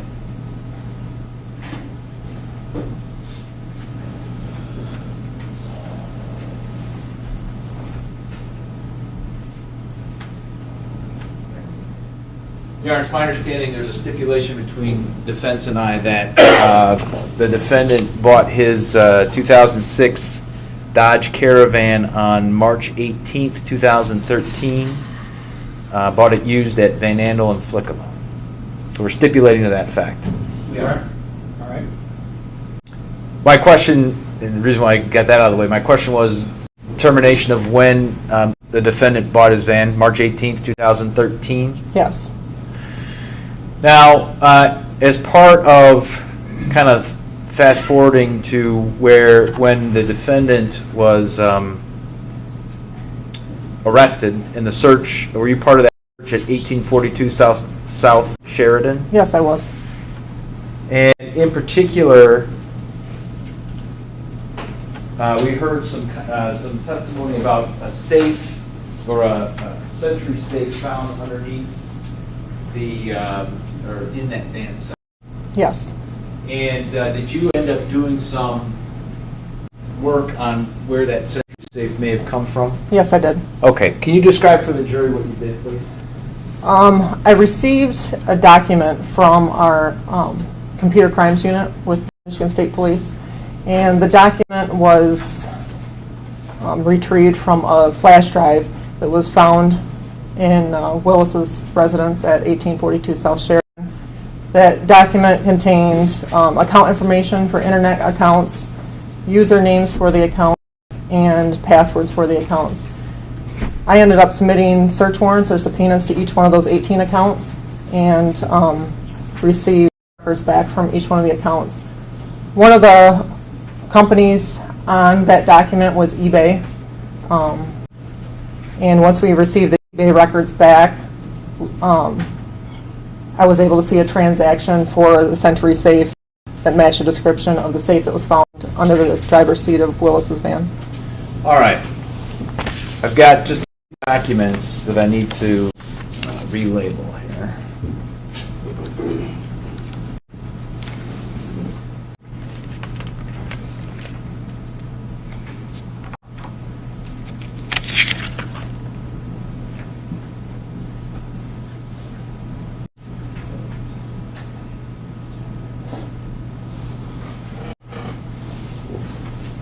All right, I'm handing you what's been marked as People's Exhibit 140. Can you describe what that is, please?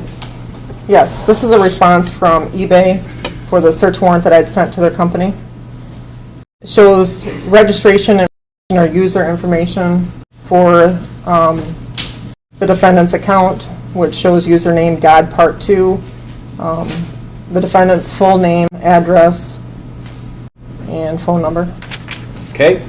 And I know you were describing for the jury kind of the process that You received that after I guess a subpoena or search warrant, is that correct? That's correct.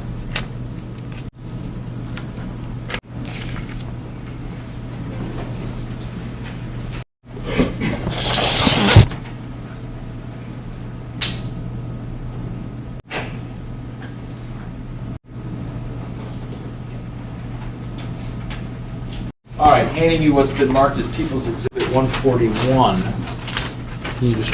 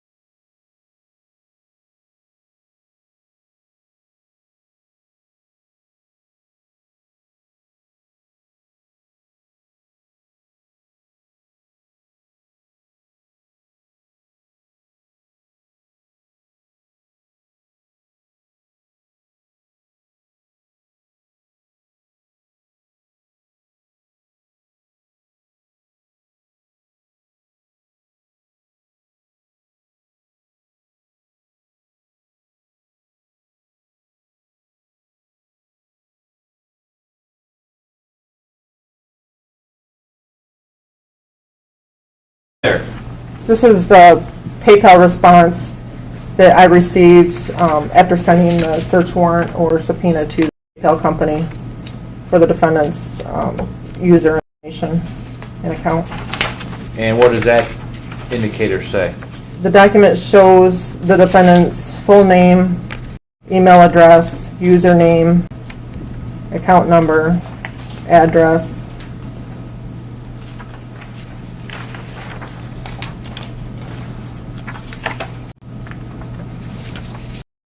Just banking information.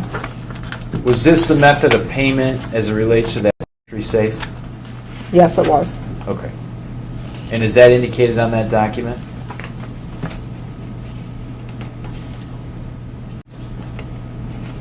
I do not believe the transaction information is included in this one. Did you also, speaking of, I guess we'll take it one step further, did you also take a look at sort of following the paper trail, so to speak, from eBay, PayPal, and then to the bank account? For this particular transaction, PayPal was used to pay for that safe, and the funds, PayPal pulled the funds from the defendant's checking account from the First General Credit Union, First Federal Credit Union. All right, handing you has been marked as People's Exhibit 143. What is that? This is his bank statement from the credit union showing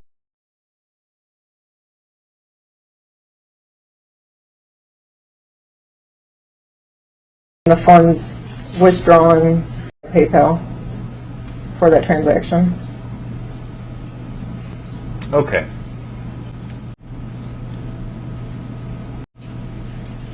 And lubricating jelly.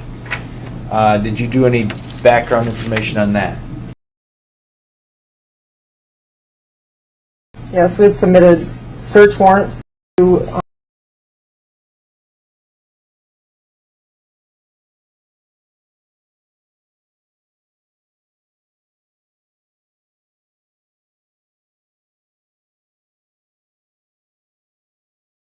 testing basically a bunch of transactions within the time frames that we were looking at, and among those transactions,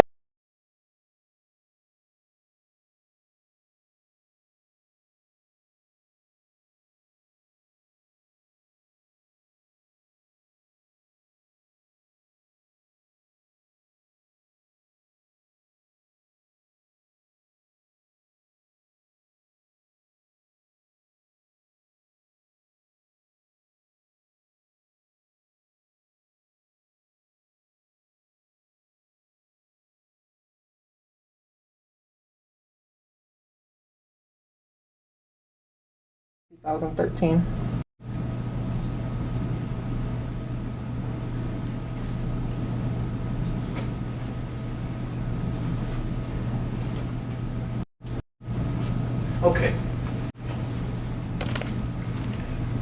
Now, did you also participate in the search of the shed? Yes, I did. Okay. And there's been some testimony about a green camera bag. And do you recall, and I'm not sure exactly if you found that or somebody else found that, can you let us know?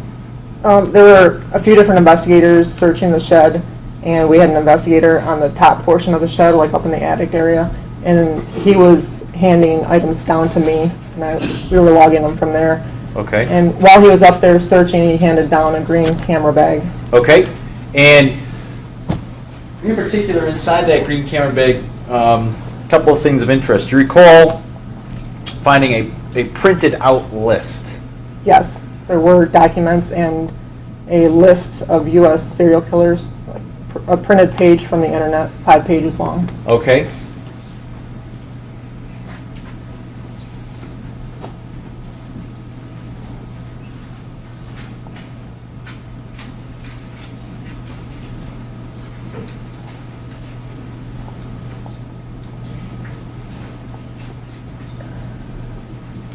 I'm going to hand you a pair of scissors here, as well as People's Exhibit 145.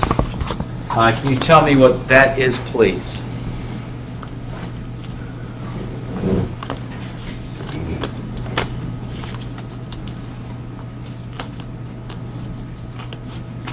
This is labeled on the envelope 5 printed Wikipedia pages for serial killers in the United States with handwritten mark by listed names of Lawrence Bittaker and Roy Norris.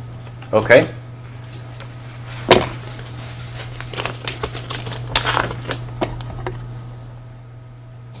What number is that? That is 145.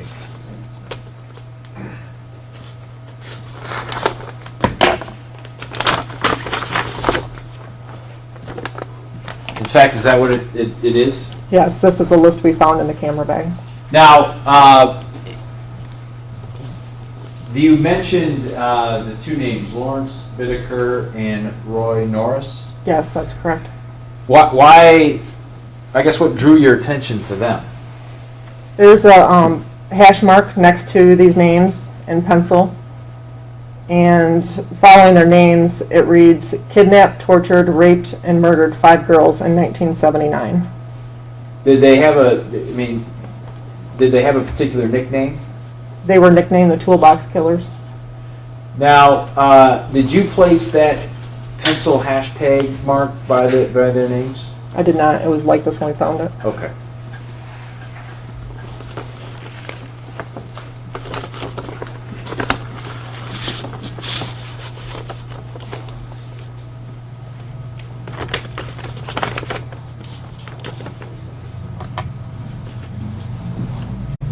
Also handing what's been marked as People's Exhibit 146. What is that?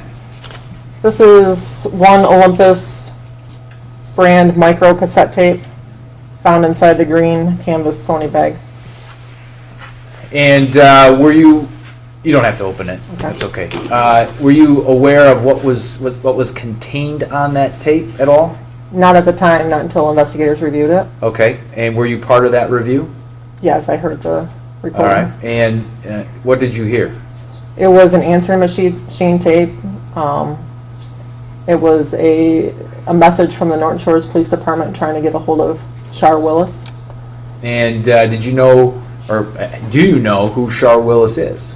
Yes, it is the defendant's ex-wife. Okay. And do you recall, well, strike that. Okay.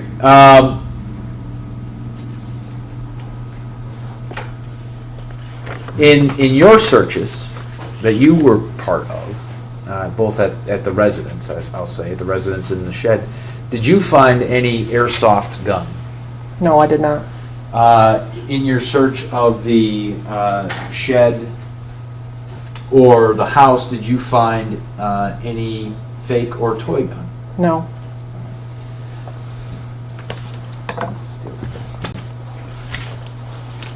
Judge, I would, based on Detective Ferris's testimony, I would offer People's Exhibits 8, 14, 15, and 16. Those are the photographs.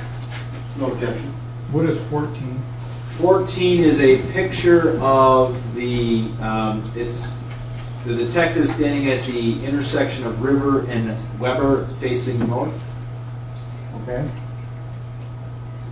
So 8, 14, 15, and 16 will be received. All right. Your Honor, I'd also move for the admission of People's Exhibit 140, which is the information on the eBay account.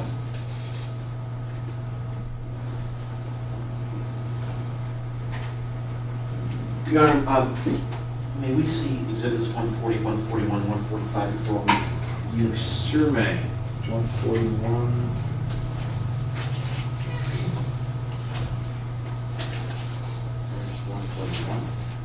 So we 140 and 146. 140. And I think she made, you have 145 there, Detective? No. What was it? 145, I don't see any. the killer list, I guess. Oh. Oh, it's going to be in the evidence sorry, envelope. back in here. There you go. Thank you.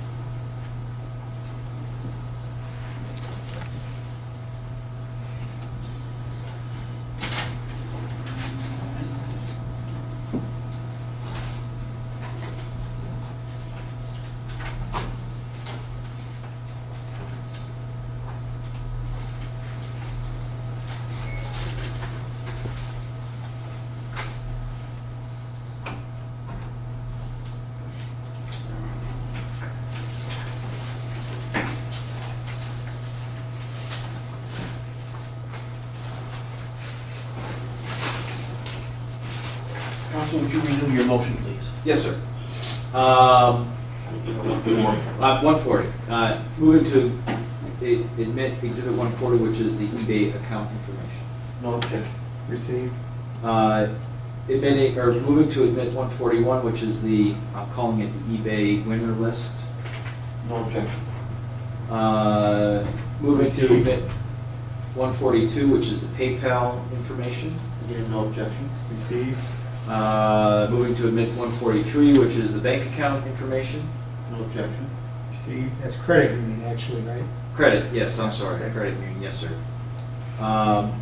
Moving to admit Exhibit 144, which is the Meyer transaction sheet. Okay. No objection, Your Honor. Received. Moving to admit Exhibit 145, which is the serial killer list. No objection, Your Honor. Received. And finally, Exhibit 146, which is the micro cassette tape. No objection. All right, received. I have no further questions of this witness, Your Honor. Okay, Mr. Johnson.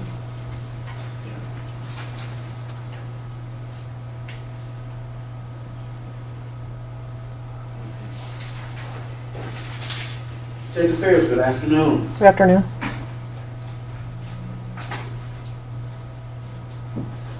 State Affairs, you mentioned that you've been involved in all three of these investigations at some point or another, is that correct? That's correct. Did you ever, and you're a lead detective, is that correct? On the Bletch homicide, yes, I was. On the Bletch homicide, you were lead detective. Therefore, when information comes in about that case, it will be funneled to you for your evaluation and further decisions. Is that correct?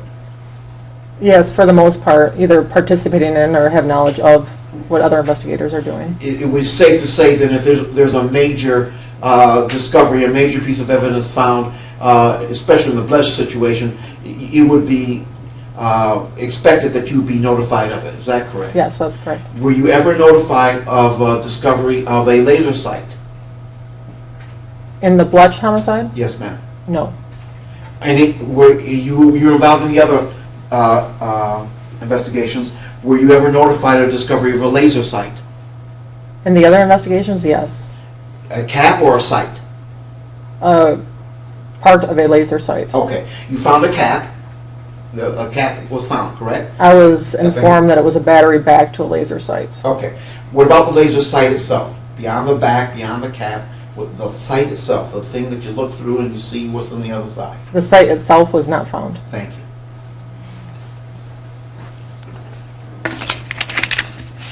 Ma'am, I asked the gentleman that preceded you questions about a document that I have, and I was wondering maybe if you could help me a little bit here with this particular document. It's, let me read the caption so for the record, it's Incident Report Related Property List.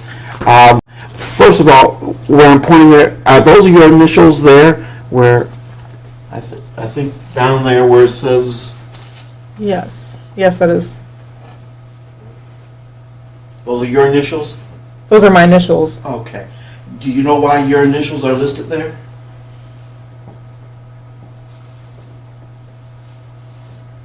I'm just trying to recall inputting this information. How long have you been on this investigation? Since June 29th, 2014. So a long time. Yes. Lots of stuff. Yes. So take your time. Well, what we're looking at is, it says Rebecca Bletch blood. Yes, ma'am. And this appears to be the blood that was seized at the time of autopsy, which would be June 30th, 2014. You have any personal recollection of that particular? I was not at the autopsy. It would be Detective Gabriel at the Okay. time. So would you have seen that particular exhibit? Would you have seen that particular piece of evidence? I would not, but in investigating the homicide for 2 years, Yes, ma'am. I sat down with other investigators and organized this case very thoroughly. Yes, ma'am. And it appears that I inputted just a more thorough description as to what this piece of evidence is. Is that liquid blood we're talking about, or is that dry blood? Can you This tell me? says autopsy, purple top tube containing Rebecca Bletch blood seized by Detective Gabriel on June 30th, 2014. Based on your experience as a detective, would you expect that to be liquid? Yes, Okay. In a tube, I would imagine. yes. Okay. And then there's the next date is about 20 months later. And that's the one that either precedes or follows your initials. Yes. Can you tell me what's going on there? Okay, this is described as blood stains or drippings. No, before that. Back to the liquid blood. Oh, The sorry. blood is seized on the 30th of 2014. Yes. And then the next thing that happens to it, or the next thing listed, is what? About Yes, that's what I read. It says autopsy, purple top tube containing Rebecca Bletch blood seized by Detective Gabriel on June 30th, 2014. And then this information was inputted February 11th of 2016 by myself. So the only thing that information tells me is that you're inputting that information Yes. into wherever it's going on that date. Not where it's going. So during February of 2016, Yes, ma'am. this is when I sat down with Detective Sergeant Zach Sparks. Yes, ma'am. And we organized this case very thoroughly. Okay. And in doing that, there were so many pieces of evidence that it needed to be further described. Okay. So the evidence is not being moved in that. That's not describing a moving of the evidence in that. That's not what this section is for, no. That's simply telling what day it was inputted. Yes. Okay. That's what I was asking. Thank you.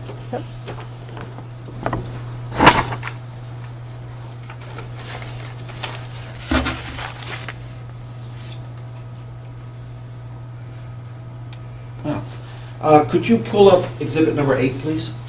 Sir. Could you zoom in on the fingernail? I'll do my best. Maybe. I'll do my best. There you go. Okay. Is that good, or do you want to know? More if you can.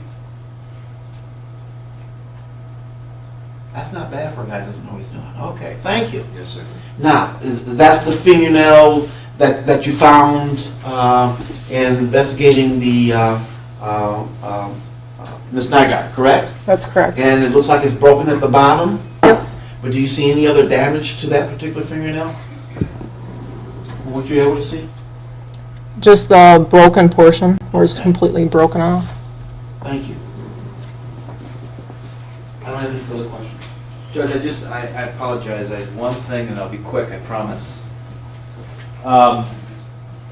In your search of the Willis home, did you discover some receipts? Yes, there were some receipts found in the defendant's bedroom. Okay.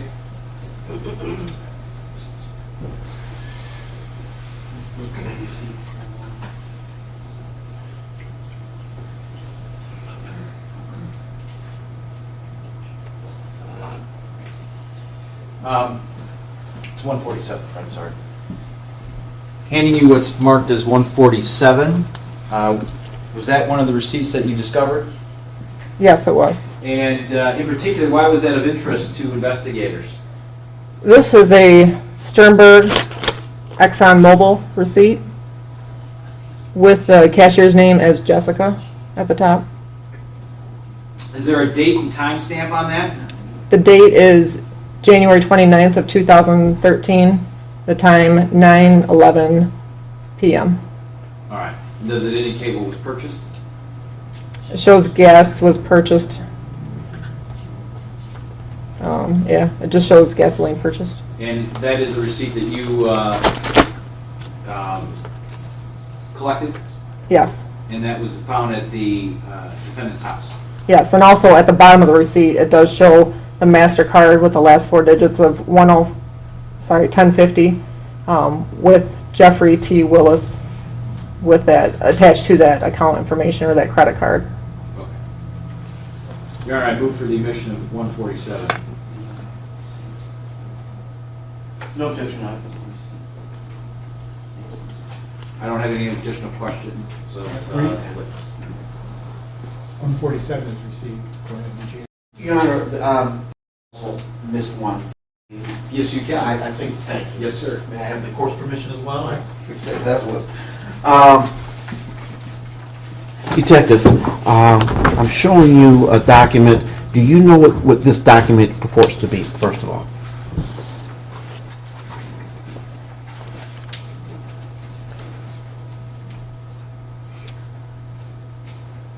I don't recognize it without the entirety of the document. I know as we investigated the Rebecca Bletch homicide, let me see, we created a list, evidence list, all kinds of different lists, contact lists, and it appears that this may be part of that. Is that something you inputted or someone else would have inputted? I can't say without seeing the entire document. Thank you. I don't have anything further, Your Honor. I have nothing else, Judge. Okay, you may stand down, thank you. Thank you. Have another witness ready?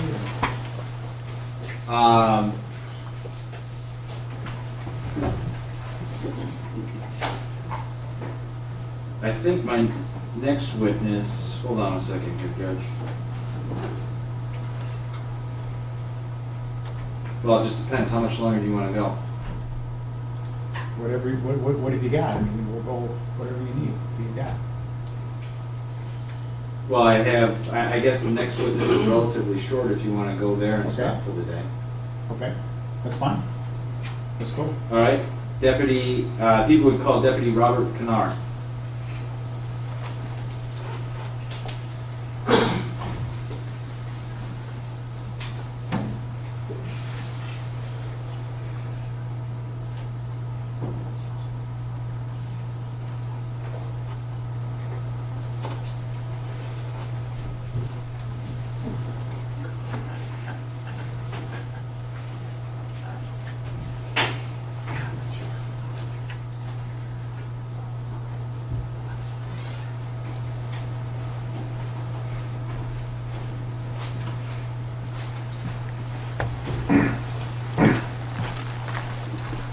Please raise your right hand. Do you swear that the testimony you're about to give will be the truth, the whole truth, and nothing but the truth, so help you God? I do. Have a seat. State your name for the record.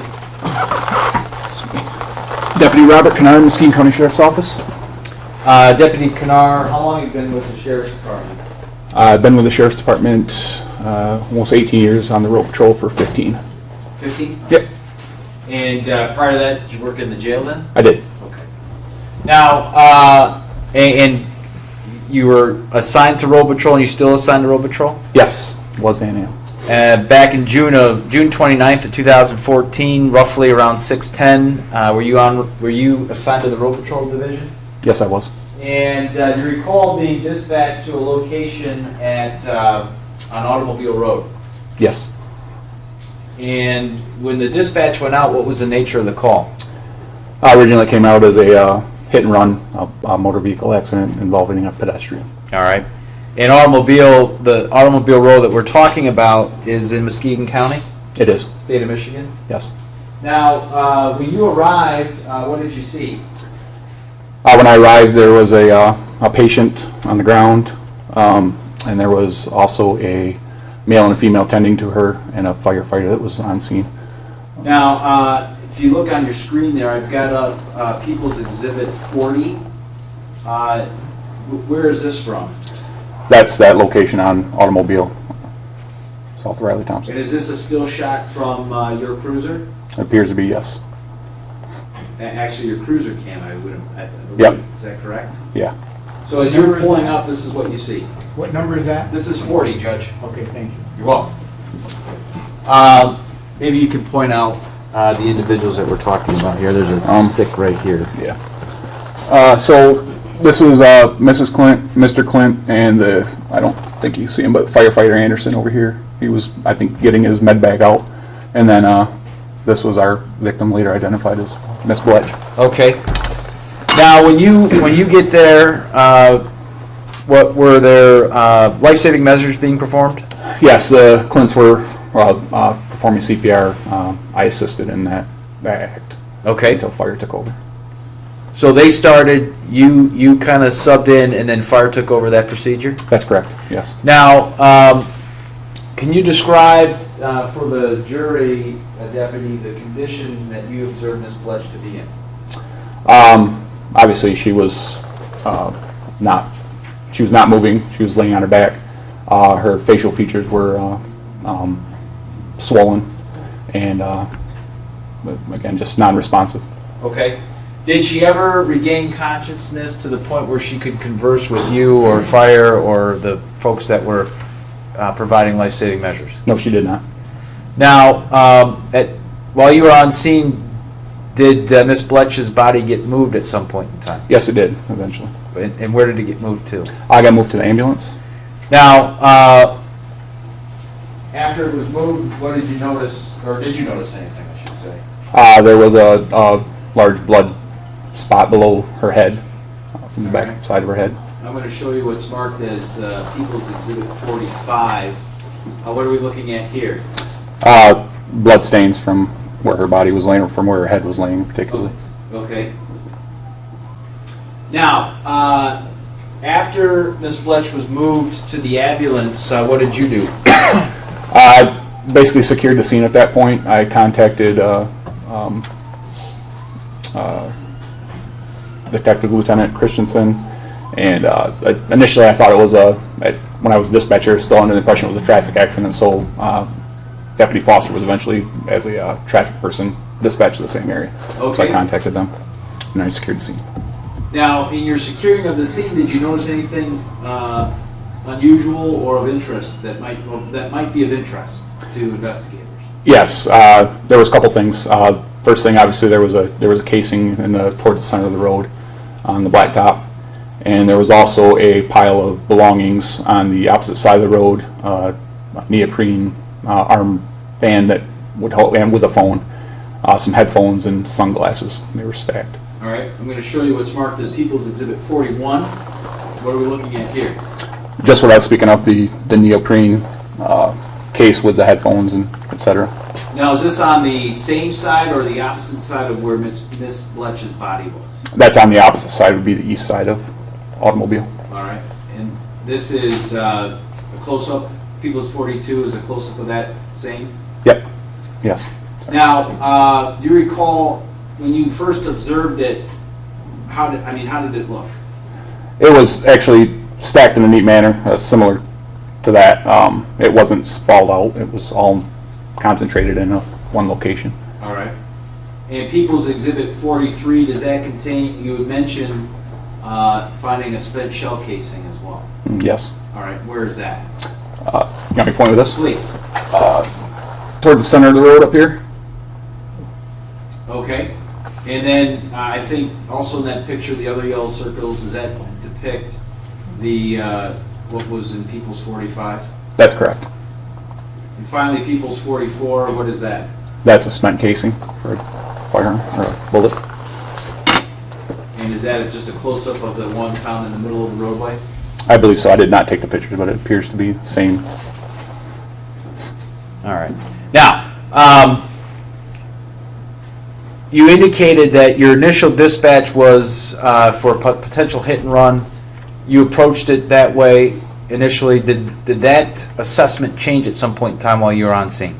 Eventually, yes. After kind of the initial, it slowed down a little bit for me. Yes. Okay. And what was discovered about Miss Bletch's demise? Actually, it eventually Deputy Foster advised me that they found evidence of possible head wounds from a bullet and while they were inside the ambulance. Okay.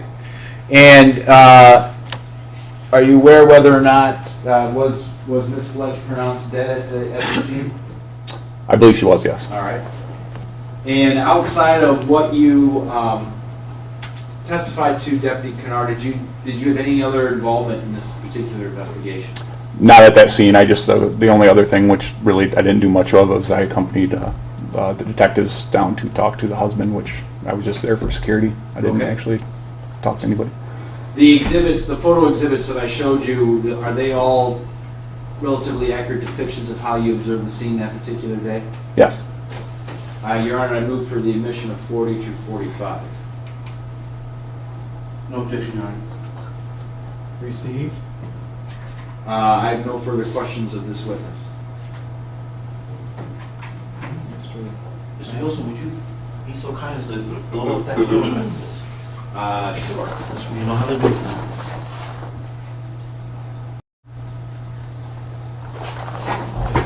Very good. Yes. Thank you. Officer, Deputy, is that what you found? I believe so. Again, I didn't take the photograph, but it was, yes, it appears what I was No further seeing. questions.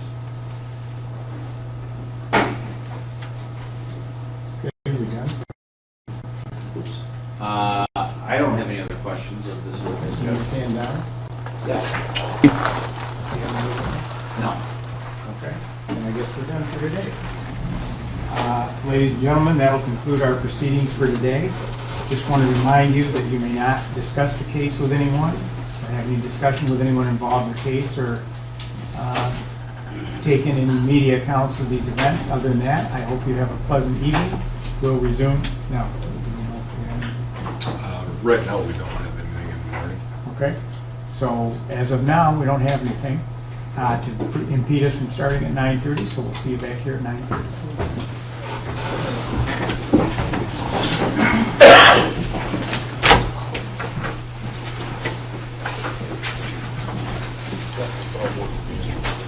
Anything for the record before I close it out, gentlemen? No, sir. Okay. Turn the AC off. I feel so hot. Yes,